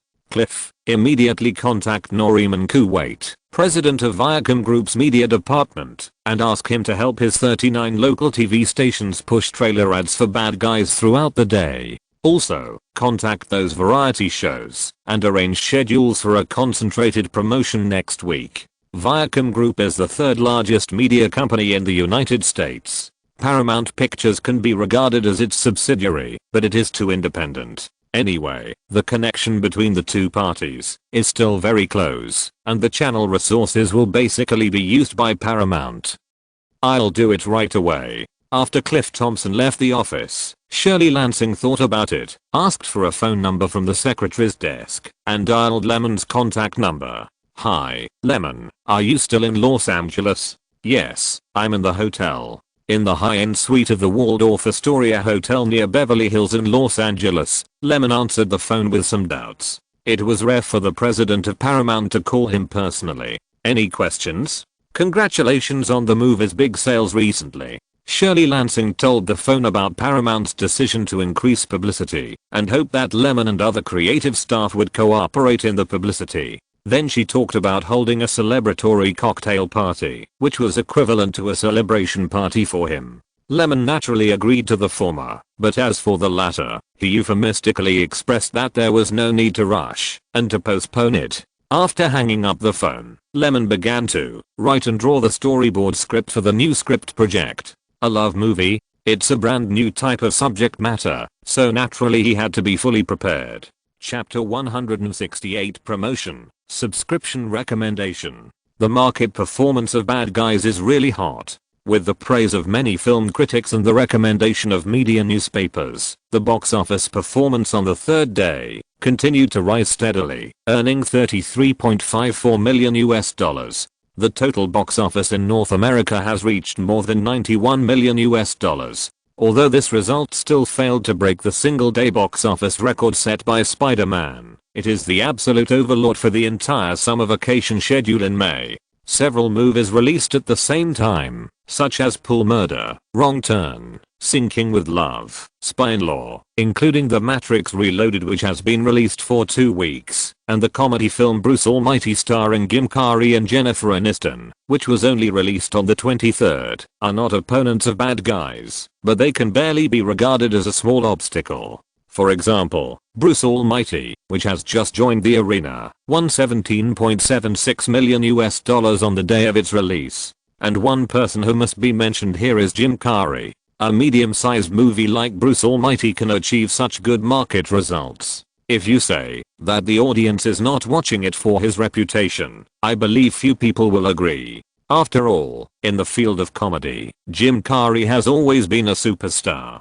Unfortunately, this Hollywood comedy king has not been successful in his pursuit of transformation, and his career has declined sharply in the past 2 years. Compared with Tom Cruise, it is hell-level difficult for Jim Carrey to change people's inherent impression of him. And his method is to strive for an Oscar, and he wants to expand his acting range with pure acting skills. The closest time to an Oscar was the biographical film Man on the Moon in 1999, which won the Golden Globe Award for Best Drama Film. But who could have expected that the Oscars held later would not give him any face, and he didn't even pass the nomination. The following year, Jim Carrey remained ambitious and took on a drama called Movie Life, which was said to be tailor-made for him to win an Oscar again. This movie was even worse. Not only did it fail to win the favor of the little golden man, but it also ended up in an embarrassing situation of a box office failure and extremely poor reputation. The audience and the market are fond of new things and forget the old, and I'm afraid that even Jim Carrey himself does not want to be labeled as a box office poison. So he soon chose to return to his old comedy business, and Bruce Almighty was born under such helpless circumstances. The performance of the public screening once again proved his absolute dominance in comedy, but for him, it was both a success and a failure. After all, if he was willing to stick to the comedy genre, he would not have to try so hard to transform. He is not the only star who is good at comedy performance and popular with the audience. The competition pressure is also very high. Robin Williams is serious and humorous. Adam Sandler is good at capturing the mentality of ordinary people. Eddie Murphy can create a sense of humor in language because of his black racial talent, and Whoopi Goldberg's performance is relaxed and natural. As for Jim Carrey, he has created a very unique performance style due to his rich facial expressions and exaggerated body movements. His performance is very funny and nonsensical. Having said that, let's talk about the theaters. Because of the very good performance of Bad Guys, on the third day of the release, the movie was given 7% of the screening, and some of the screens originally belonging to The Matrix Reloaded were added. In other words, Bad Guys is now opening in 3,025 theaters, with nearly 50% of the screening volume. The second place is Bruce Almighty with 28%, and the other movies share the remaining 20% of the screening volume. There is no doubt that the theaters have great expectations for Bad Guys. Of course, there is nothing to be proud of just because the theaters are optimistic. If the quality of the work is not good, it will still fail. There are countless precedents for the miserable market performance of works such as Cutthroat Island and Cleopatra. However, Bad Guys has a good reputation after all, and there is no reason why it will be worse after increasing the number of screenings.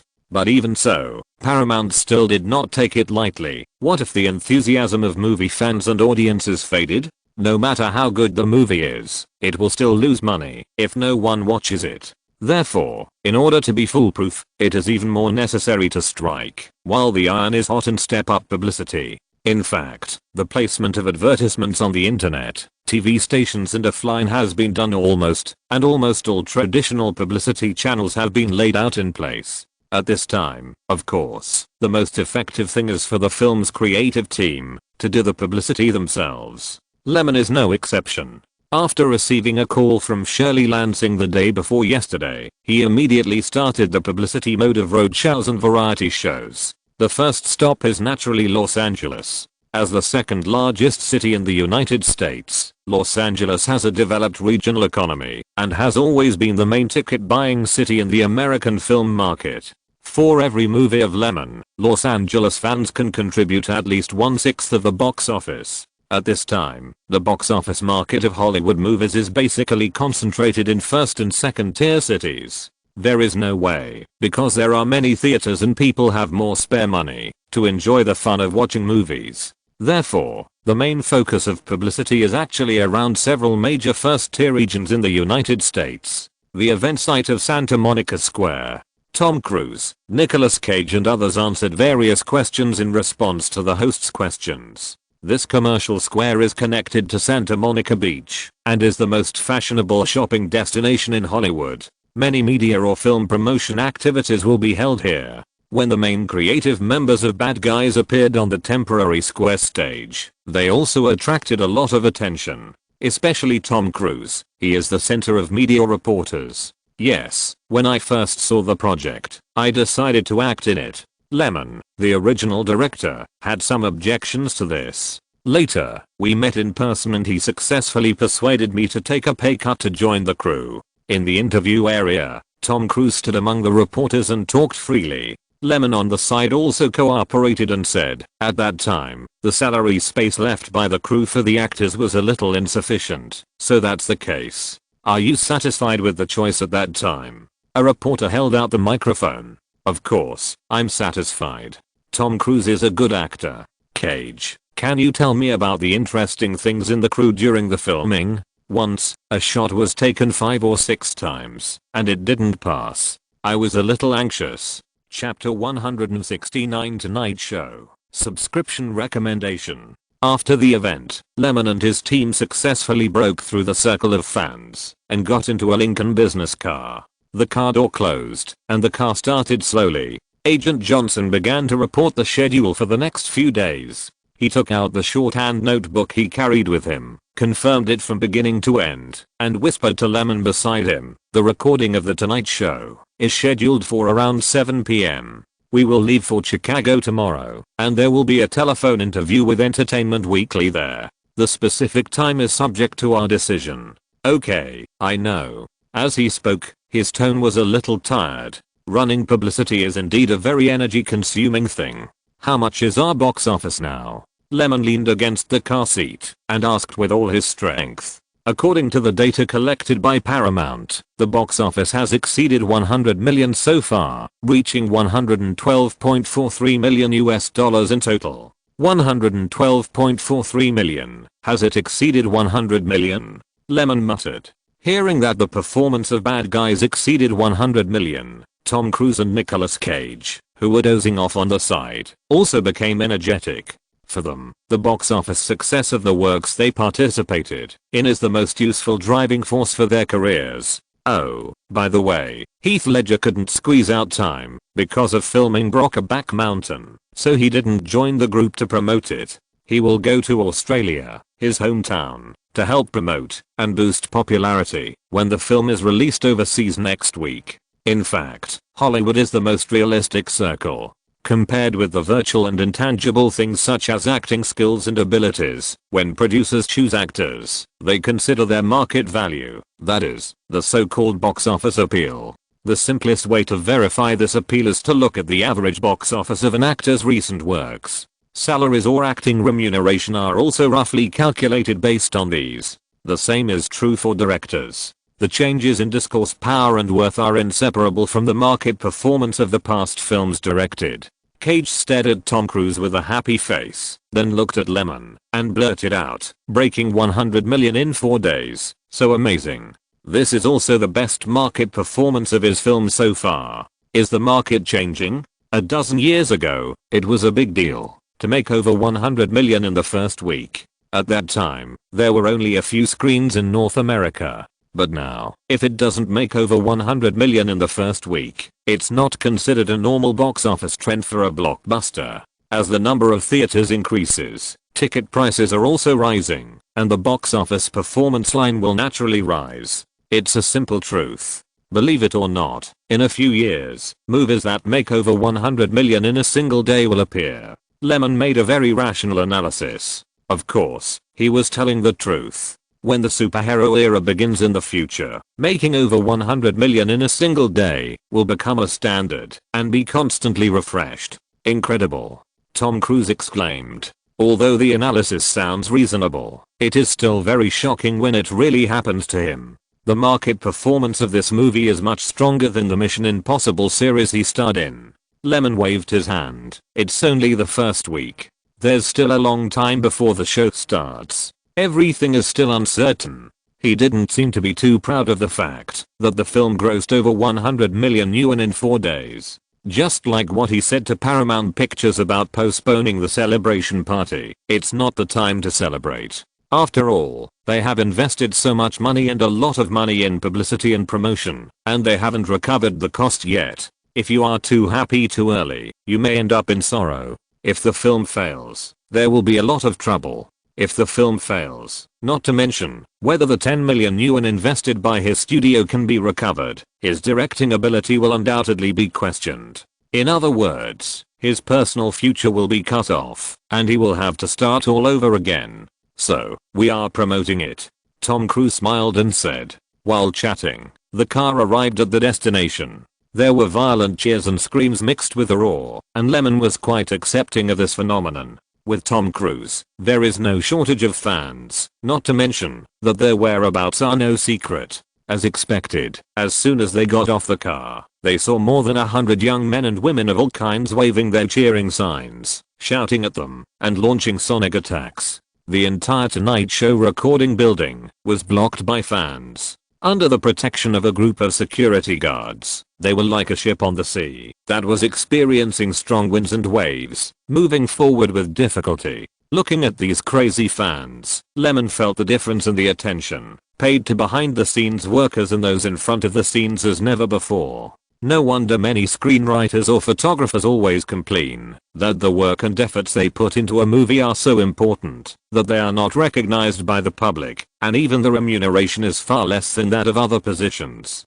Unfortunately, this kind of discrimination about industry work is something that Lyman cannot change. He is just a director and only wants to be a director. Under the strong escort of the security personnel, the group finally arrived at a safe place, the reception hall on the first floor of the recording building. The surging crowd was blocked outside. This is not a public place, and they can't get in. After stopping, Lyman looked back and found that the fans had not left. The signs they held high said things like Tom Cruise, the eternal male god, and Tom, you have me hopelessly obsessed. You can also vaguely see Nicolas Cage's fan sign, but it looks much more ordinary compared to Tom Cruise's. Of course, the two people's development paths are different. If the idol male god is not as popular with the audience and traffic as Cage, it would be a complete failure. When I walked into the lobby on the first floor, I was immediately greeted by a small group of 3 people. The neat and tidy formal suits,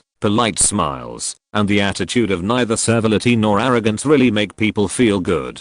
One of the ladies took the initiative to say, "Everyone, welcome to NBC TV. Our entire production team is looking forward to your arrival." She shook hands with Lyman and his group as a courtesy, and then said, "I'm Anlin Jessica, an assistant to the Tonight Show recording team. Everyone calls me Anlin. Ladies and gentlemen, please follow me." As she spoke, she saw Lyman and his group nodded, then turned and led the way. The staff at the front desk knew them and let them in without registering. The elevator went up to the 5th floor, and following Lynn's instructions, everyone entered the waiting room again. Not long after they sat down, the director, screenwriter and other creative team of The Tonight Show ran over to say hello.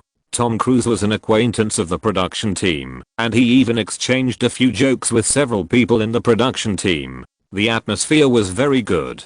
If you're listening to this novel on a channel other than Fanfic World, it means they downloaded and uploaded it without effort. We cordially invite you to visit our channel, Mundo Fanfic Novelos. There you'll find the original version of this story and you can explore many other novels of various genres. We're waiting for you to immerse yourself in a world of incredible novels. Chapter 170 Recording Site, Subscription Recommendation. The Tonight Show has a long history. From 1954 to now, its ratings in the United States remain high. It is also an absolute trump card among the talk shows broadcast at night. At around 6 o'clock in the evening, Lyman and others had makeup staff apply some concealers for them in order to be better on camera during the next recording. The whole process took less than 10 minutes. Men are relatively simple in this regard, but Tom Cruise is different. Lyman stood on one side, watching his assistant and makeup artist repeatedly ask about the matching of makeup and styling. At the same time, he also held a mirror to check if there was anything missing in his mouth or teeth. At this moment, Lyman deeply felt that as an idol star fully packaged by CAA, Tom Cruise has developed the habit of keeping his image as perfect as possible when facing any camera in the past 20 years. It is also conceivable how much pressure he has been under the spotlight. It is like a fine work of art for people to appreciate. Idol is his label, and strict and meticulous attention to image from the inside out is his daily routine. After watching for a long time, when it was all over, Lyman couldn't help asking, "Aren't you tired of this?" Tom Cruise shrugged his shoulders and said calmly, "This is life, isn't it? My life. It's just a job requirement." Maybe it's a little incomprehensible to outsiders, but Tom Cruise is used to it. Just like the later generations who like to set up personalities, such as foodies, cute and adorable, and academic masters. Just like those popular young actors or actresses who have been cultivated since childhood, some of the labels they give have become an inescapable shackle. Once they are questioned or broken, what awaits them is only a break in their careers. Your idea of choosing transformation is right. If I were you, I would do the same. Lyman couldn't help but sigh. It's impossible for a person to eat only one bowl of rice for his whole life. I guess he himself understands this. Tom Cruise chuckled twice and adjusted his tie. Of course, and it seems that I have made a good start. After that, he glanced at Lyman and then continued, "Bad guys, isn't it? Every work on the road of transformation means a new chapter. It may be successful, it may fail, or even not work at all. It may take the career to a new peak, or it may return to the old business in disgrace. All of this is unknown, so every work is like a gamble. Until the moment of revealing the cards, no one knows what the final result will be." Tom, Cage, Lyman, countdown for 30 seconds. The stage manager on the scene walked over quickly and signaled to the three people. 10 seconds left. The stage manager continued to remind them with the headset. Tom Cruise raised his head and looked straight ahead, posing in a relaxed posture, with the corners of his mouth raised just right. Just the iconic tank smile. "Ladies and gentlemen, let's welcome the creators of Bad Guys to our show. Tom Cruise, Nicolas Cage, Lyman Rattles, please come." As soon as the host Jay Leno finished speaking, the live band played cheerful jazz music at the right time. In the sound of drums, the recording door slowly opened, and the three walked out calmly. In the audience, everyone stood up and cheered, waving their hands vigorously, and some people put their fingers to their mouths and whistled. The opening atmosphere was created very well by the program team, but I don't know how many people in the audience are their supporters. Pretty dedicated, isn't it? The three of them walked up one by one, hugged their supporter Jay Leno, and then sat down. Lyman sat in the middle, Tom Cruise on the right, and Nicolas Cage on the left. Jay Leno also sat behind a dark red table, facing the sofa of Lyman and others, and the distance between them was quite close. "Can you tell us about your experience on the set?" After some appropriate opening remarks, Jay Leno quickly turned the topic to the movie. "This is the most difficult shoot in my acting career." Tom Cruise was the first to answer the question. "So, what was the reason?" Jay Leno followed up. Tom Cruise turned to look at Lyman. Then he said, "Because during the filming process, I was always doing NGs, you know, especially on the set, surrounded by actors acting opposite you. And if I keep doing NGs for my own reasons, it would be..." He thought about the wording and continued, "Very embarrassing." Jay Leno burst into laughter, then nodded, leading the rhythm of the conversation. "So, Lemon, as a director, what is the reason for you to keep doing NGs and reshoots?" "Of course it is to dig out better character performances." Although such an answer is honest, it has no variety show effect, and the host quickly skipped it. "What about Cage? How do you feel on the set?" "It's okay, as long as I'm not acting opposite Tom. I get through it very quickly. It might be a little troublesome if I meet him." It was obviously a sharp accusation of Tom's acting skills, but combined with the previous atmosphere and the serious expression on Cage's face, there was actually a kind of wonderful black humor. As expected, Jay Leno applauded without fear of trouble, which made Tom Cruise helplessly spread his hands. "Then again, Tom, I have to admit that when I entered the theater, your role was hard to associate with your usual image, without a single abruptness." Jay Leno changed the subject again and began to cut into the main purpose of the group today, publicity. He turned his eyes to the audience. "I'm evaluating it very seriously. Don't think I'm really joking. If you go to see this movie, maybe you will understand what I mean." The audience cheered and cheered very cooperatively. For a long time, I almost forgot that this role was played by Tom Cruise again. It was not until the end of the movie that I remembered that our Tom Cruise had appeared in it and played a bad guy. The title tells it very straightforwardly. Can he still play a good guy? Cage joked. He is also more variety oriented. After all, he has participated in many such talk shows before and has some experience. As for Lemon, he has long been lost in thought. It was not until the recording was over and Jay Leno greeted him politely that he came back to his senses. The group returned to the hotel to rest and recuperate for tomorrow's journey. Bad Guys is still reaping box office revenue in the market. Chapter 171. Digging Pits and Slandering. Please subscribe and recommend. California, located at 100 Universal City Plaza Avenue between Burbank and Hollywood. This address is the headquarters office building of Universal Pictures, the second oldest film company in Hollywood.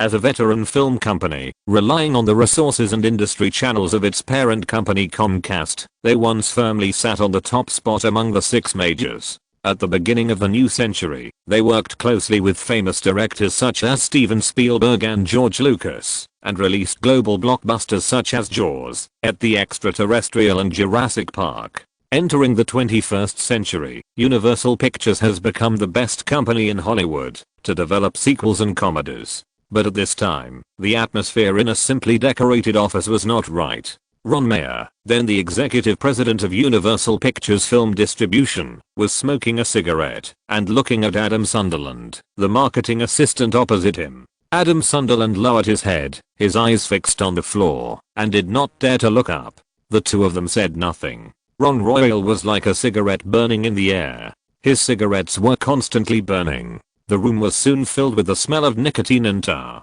With a bang, Ron Mayer's hand suddenly fell on the desk. His 5 slightly thick fingers spread out and pressed down a report tightly. He said in a low voice, "With such results, how can I report to the board of directors?" Adam Sunderland was startled by the sudden burst of momentum. Sweat drops appeared on his forehead. He raised his head slightly and opened his mouth, but in the end he said nothing. What should he say? As mentioned earlier, due to the overwhelming popularity of Bad Guys in the market, their work Bruce Almighty has always been in a relatively embarrassing position. It has only been 3 days since it was screened. Even if it is a weekday, it is a normal market reaction for the box office to decline. However, compared with the results of the first day, it is too fast, and it is even more unexpected. We commissioned a company to do a street survey. Those with the most potential for movie watching, 16 to 35 years old, prefer to go to see Bad Guys together. This will divert a lot of our movie audiences. I don't want to hear this. I just want to ask what we can do to make our box office go as expected. Adam Sunderland was interrupted by Ron Mayer before he finished speaking. He also had reason to be angry. The report showed a cliff-like performance fluctuation. It closed at $13.23 million US. If it continues to develop at this momentum, Bruce Almighty may not be able to recover its investment. You have to know that, just to invite Jim Carrey to join this work, they paid a basic salary of $15 million US plus a 15% share of the box office revenue in North America. If it really fails, Universal may lose a lot of money, and this is not counting the cost of using its own media resources to promote the movie. The money collected by its own company is discounted, and there are some things that cannot be bought even with money. How should this be calculated? Just thinking about it, Ron Mayer felt that his position was somewhat shaken. For a big company like Universal, profit always comes before personal relationships. Even if he has worked here for 12 years, and not to mention how hard he has worked, this impression score is not very useful for this. Moreover, it is a movie starring Jim Carrey, and it is a comedy. If he can still lose, how will others see it? How will the management think? And will the board of directors be happy? Adam Sunderland was interrupted by a tough question, and he could also feel the boss's particularly unhappy mood. As the saying goes, if the boss is not happy, the people under him will be even more uncomfortable. At this moment, cold sweat was flowing down his spine. He gritted his teeth and said again, the market performance of Bad Guys is still very good. In addition, film critics continue to praise this movie in newspapers, which has a great guiding effect on the audience. There is also the internet. Didn't we pay film critics to praise it? Didn't the newspapers report the news of Bruce Almighty? What's the point of saying these? Ron Mayer's tone became more and more unfriendly. Then we need to do more work on publicity, since we can't compete with word of mouth. Adam Sunderland's brain was working quickly, thinking about solutions. Faced with the risk of his job being replaced at any time, he was also forced into a hurry. Suddenly, he thought of something. We can discredit the leading actor, drive the rhythm, and make the audience not want to enter the theater because of the subconscious impression of someone. In addition, we can make those film critics stop praising it and reduce the heat. That's it. Anyway, no matter what method you use, beat Bad Guys for me. Ron Mayer lit a cigarette and continued, I will report to the board of directors later and increase the activity funds. You immediately notified Jim Carrey and Jennifer Aniston to follow the roadshow promotion. I don't believe that we will lose to the other party with the feelings of Rachel in Friends and the reputation Jim Carrey has made in comedy movies. Okay, President, I'll do it right away. Adam Sunderland breathed a sigh of relief. Fortunately, the job was temporarily saved. On the other side, Lyman and others were in a very good mood. As the box office continued to accumulate, the risk pressure brought by the huge investment also dissipated by half. Although the daily roadshow promotion schedule is still so tight, it is painful and happy to see the results climbing up step by step. And because the subsequent box office trend of Bad Guys is still healthy, Paramount Pictures, after discussing with the senior executives of Europa Pictures, also decided to increase the publicity and promotion costs of the film again, from the original $20 million to $30 million, and now close to $40 million. Such a large amount of money obviously gave them great confidence in the prospects presented by the market. Indeed, the average audience A-level praise rate of more than 85% per game is also worth it for them to do so. After all, the more powerful the publicity and promotion, if the momentum created and the word-of-mouth box office conversion rate are normal, the final box office of this movie will definitely be a terrifying number. And if Bad Guys continues to sell well at the box office, it is obviously not a scene that some people in Universal Pictures would like to see. After Ron Mayer successfully applied for funds, Adam Sunderland took action immediately. One sunny afternoon, he called a top PR firm in Hollywood. On the phone, the target was Tom Cruise. As for why the focus was on him, it was because he had the most negative information. Although it was suspected of rehashing an old story, the audience didn't care. As long as the old story was good enough, they didn't mind being fed it. Chapter 172. Throwing cold water. Please subscribe and recommend. New York, a newsstand near Times Square. Tangen, give me a newspaper. Anthony Logan, who worked at a stock exchange nearby, took out a copy of Franklin and picked up the latest Wall Street Journal. For a man like him, he never missed a single issue of this newspaper. He handed over the money, but found that Tangen, the newsstand owner who used to greet him warmly, was now spreading out a newspaper with great interest, reading it with relish, and didn't even take the money. Tangen, are you not doing business anymore? Anthony Logan stretched his neck to look in confusion, and suddenly saw the big words of the Los Angeles Morning Post. You are already this age. Are you still chasing stars? The Los Angeles Morning Post is a newspaper that reports on Hollywood stars or celebrity anecdotes and whereabouts, and is deeply needed by young men and women who chase stars. Excuse me. Tangen finally noticed the arrival of Anthony, his old customer. He put the unfinished newspaper aside and gave him the change. Then he picked up the newspaper again. Today's issue of the Los Angeles Morning Post is a little different. I'm not usually interested in the trivial things of celebrities, but the report on it is really interesting. I just don't know if it's true or not. If it's true, I'll tell my little daughter and tell her not to chase stars. What about Tom Cruise? He's already 40 years old, and he's still doing this. Anthony heard the name of Tom Cruise and thought about the entertainment section of the newspaper that was full of reports praising his new movie Bad Guys in recent days. He suddenly became curious. Give me another morning paper. As he said, he handed over the change. Is Tom Cruise really a double plug? The truth behind his divorces from several wives is actually another hidden story. Well, just looking at the title makes people very interested in continuing to read. I think the art news department in later generations must have read a lot of exaggerated reports from Hollywood tabloids. In order to attract attention, what kind of things do they dare not say? What? The content report has no evidence. Why do I need evidence? I just reported it, so go ahead and sue me. These small media, as long as they are paid enough, fabricating is just their most basic means. As for who has violated the privacy or reputation rights, it is guaranteed to be difficult to win the lawsuit in court. Even if you win, the report has been published, and the loss has been caused. What can you do? Besides, they are not stupid.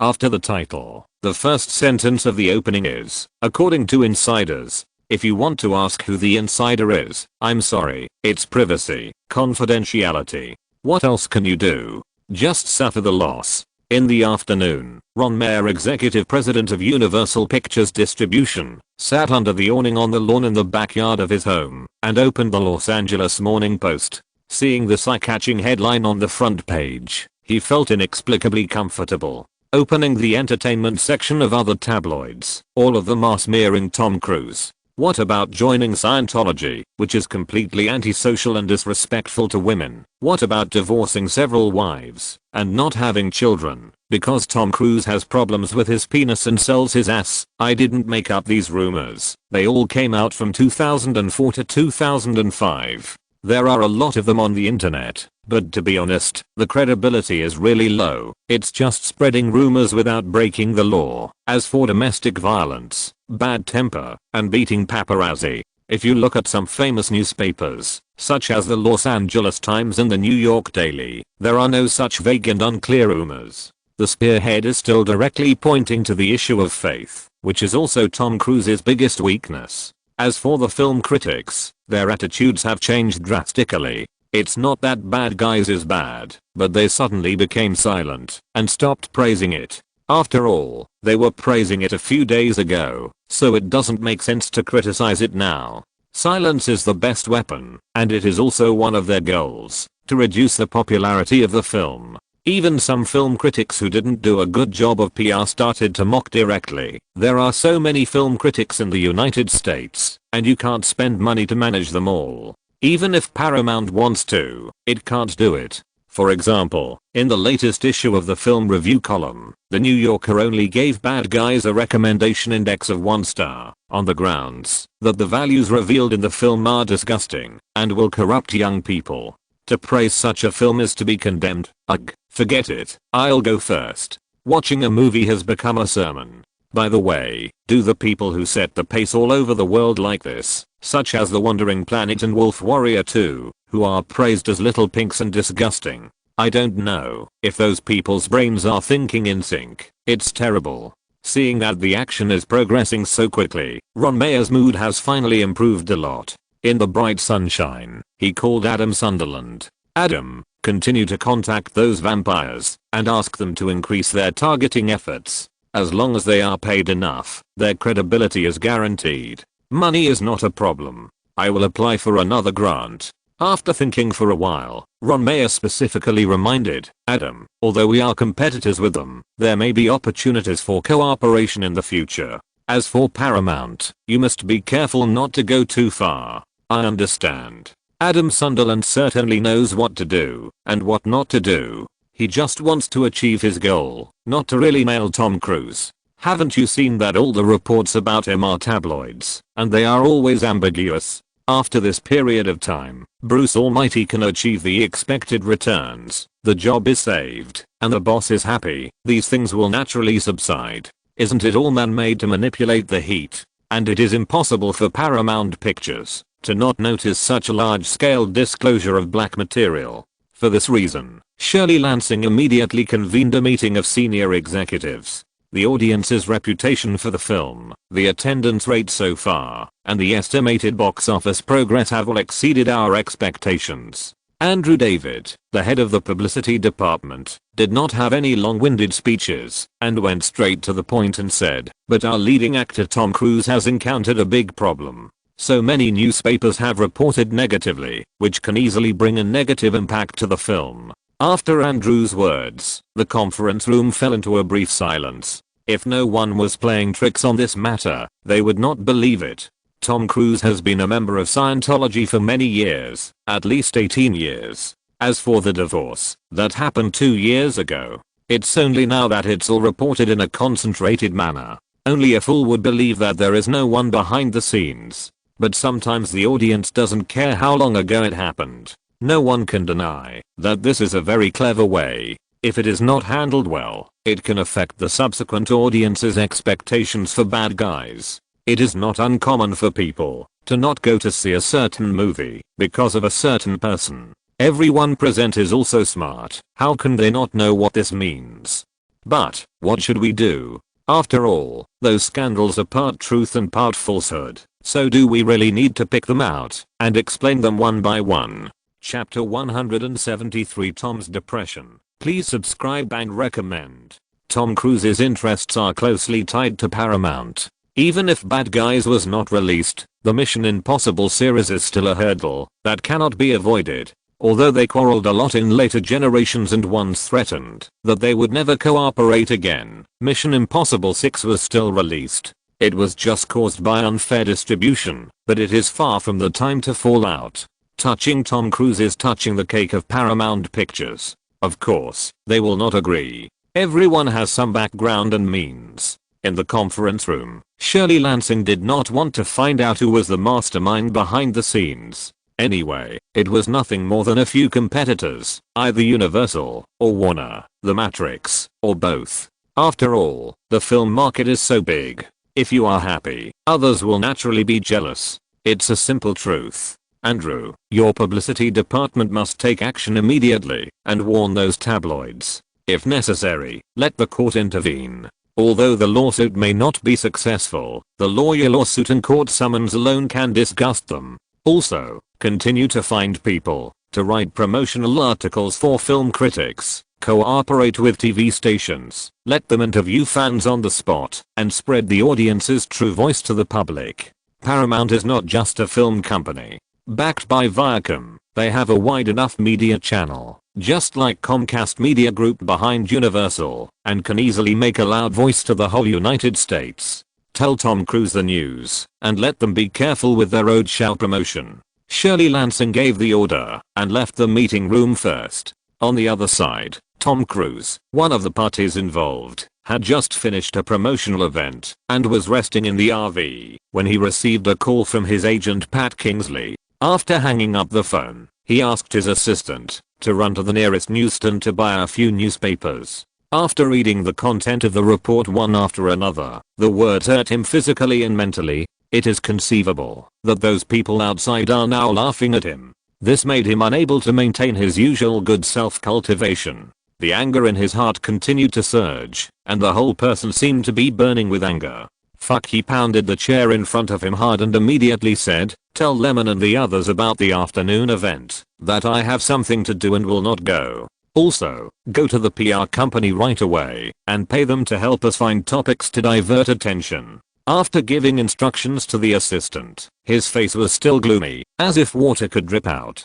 At night, around 1 AM, Lemon woke up from the big bed in the hotel. He couldn't sleep. What happened today was so bad that Tom Cruise was absent from the promotional event. The sudden negative news also made him extremely irritated. You say, competition is competition, but if you can't beat him, you throw a knife behind his back. What's the matter? This is not the first time that he is disgusted. When Fury was released last time, some people also talked about Brad Pitt's rejection. Fortunately, Pitt himself has no conflicts with him. Otherwise, if they quarreled, not only would their relationship become awkward and people would laugh at them, but fans might even have a conversation in the air. It's really TM immoral. He walked barefoot to the hall, sat on the sofa, picked up a can of beer, opened it and took a sip.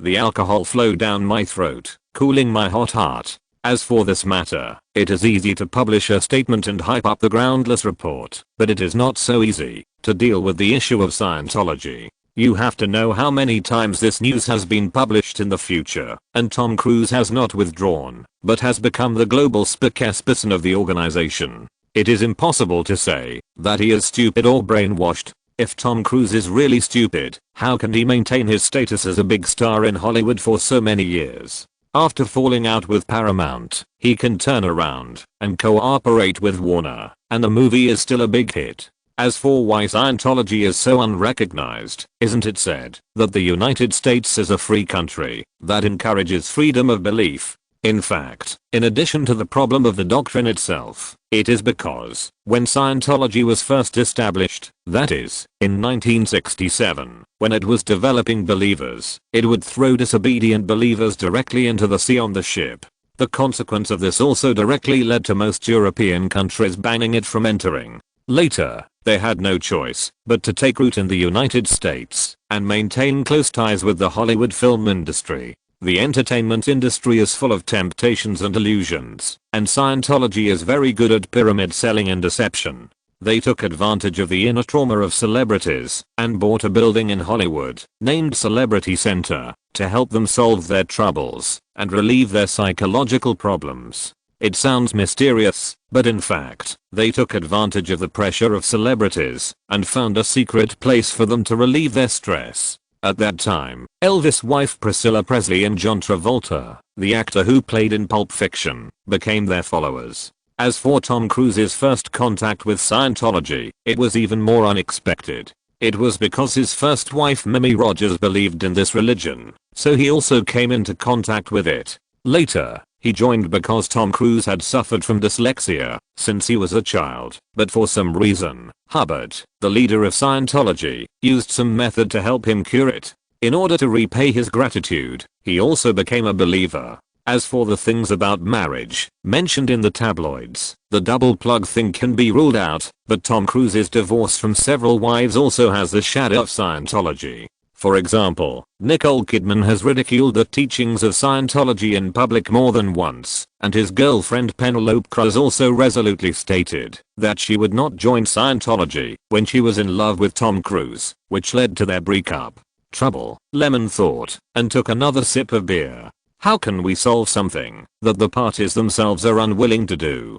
Diverting attention is just the lowest form of counterattack, but it seems so appropriate at this time. Somehow, Lemon suddenly thought of Eva. I don't know what she is doing. Thinking of this, he ran to the bed and picked up his mobile phone, found her number, and typed a text message. "What are you doing now?" After sending it, just as he was about to put it down, the phone responded. "I'm doing promotions in France. When will you come over here? It should take some time. Things are not yet settled." "Oh, did you text me to say something?" "No, I just miss you. Good night." Eva Green, who was far away in a hotel in Marseille, France, smiled sweetly and put down her phone.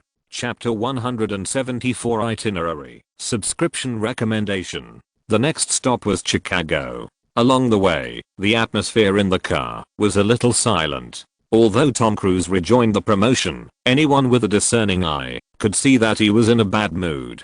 As the old saying goes, family disgrace should not be made public. This was not publicized, but was put in the public eye. The feeling of having your private life judged by others is not good.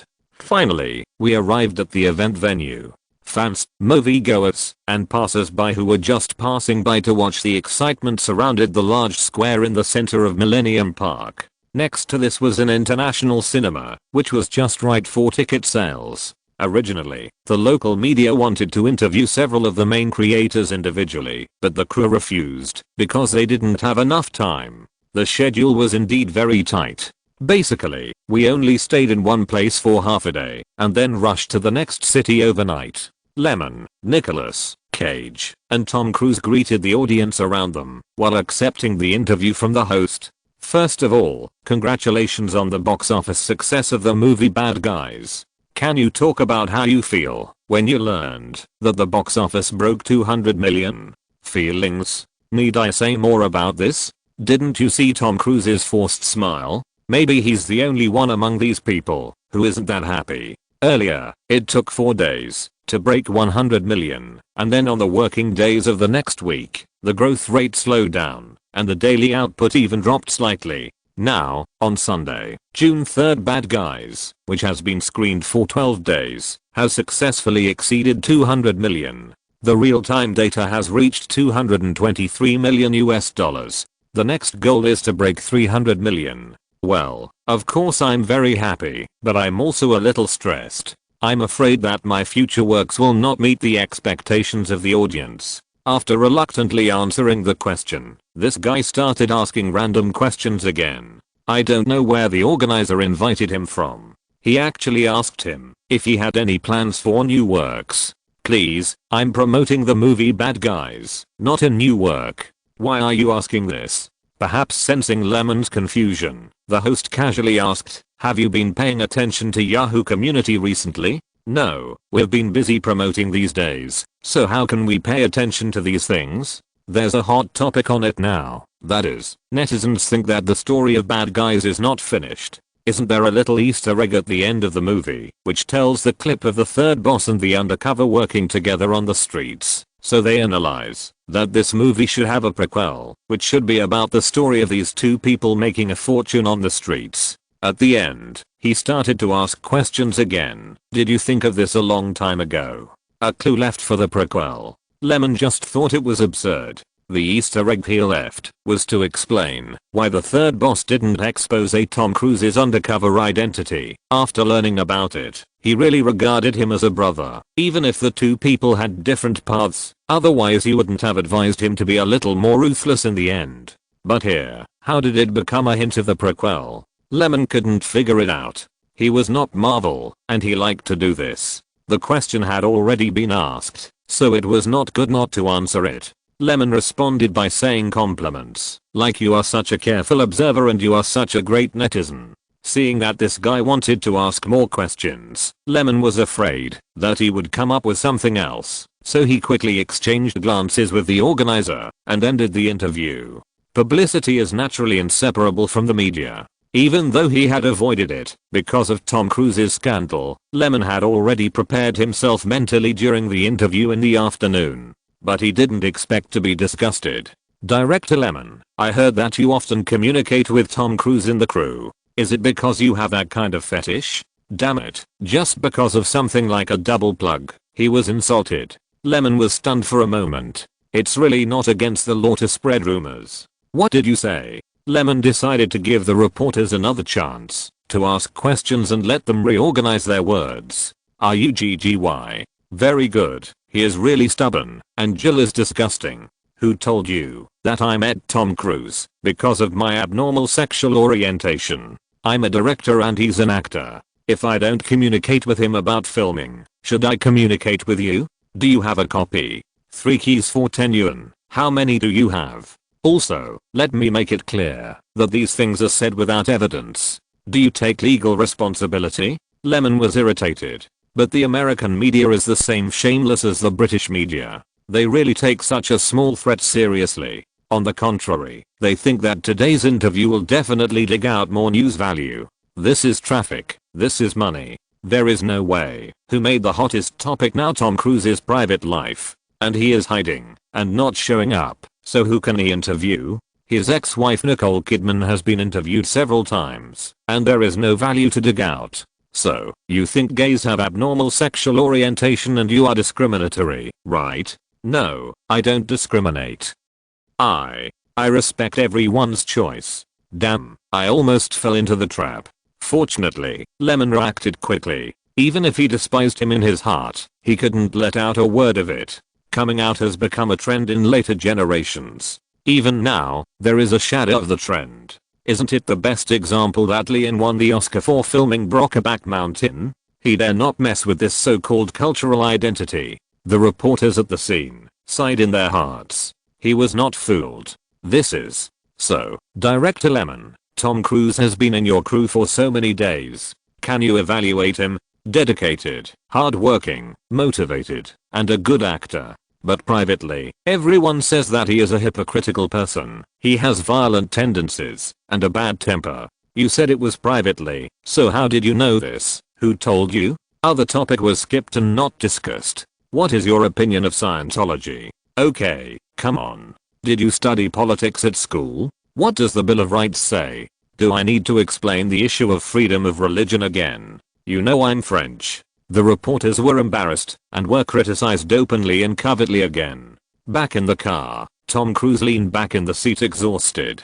Seeing Lyman coming back, he said sincerely, "Thank you." The assistant had already told him what happened before. He wanted to thank Lyman for defending him. What do you think? I can't get out of it anymore. Those who are stuck in the quagmire cannot extricate themselves. Scientology has so many negative effects on him. Does he really not care? He cares, but he can't quit. It is said to be a cult, so how can it not have some means? Let it go. Lyman saw his helplessness, but there was nothing he could do. Chapter 175. It's up to us whether to watch it or not. Please subscribe and recommend. Lyman didn't know whether Tom Cruise would stay away from Scientology because of what happened today. In fact, whether he stayed away or got close to it, as long as he didn't quit, it would be nothing more than an excuse for others to attack and smear him. In the past few decades, except for the time when he divorced Nicole Kidman, people talked about his faith issues. Now, with the concentration of negative information, this aspect has been brought up again. Although Lyman didn't have much contact with Tom Cruise, I think that considering his personality, he can be deeply entangled with Scientology, so there must be other hidden secrets. Since he didn't say it, Lyman didn't ask. This is other people's business, and he is an outsider. Even if they are friends, it's okay to say a few words in a vague way. As for whether they listen or not, he has achieved a friendship and has a clear conscience. Okay. But looking at his state, he seems to have given up. Lyman didn't have the capital and time to continue to care about these things. He was busy visiting the Yahoo community. Due to the need for publicity, it was already 11 o'clock in the evening when he returned to the hotel. He was not in a hurry to take a shower, but opened the website first. What the host said today made him curious. He searched for the keywords of bad guys and found a fan forum. It was a communication mode similar to the forums in later generations. Wow, it was really popular, with thousands of communication posts. Are there any other good gangster movies?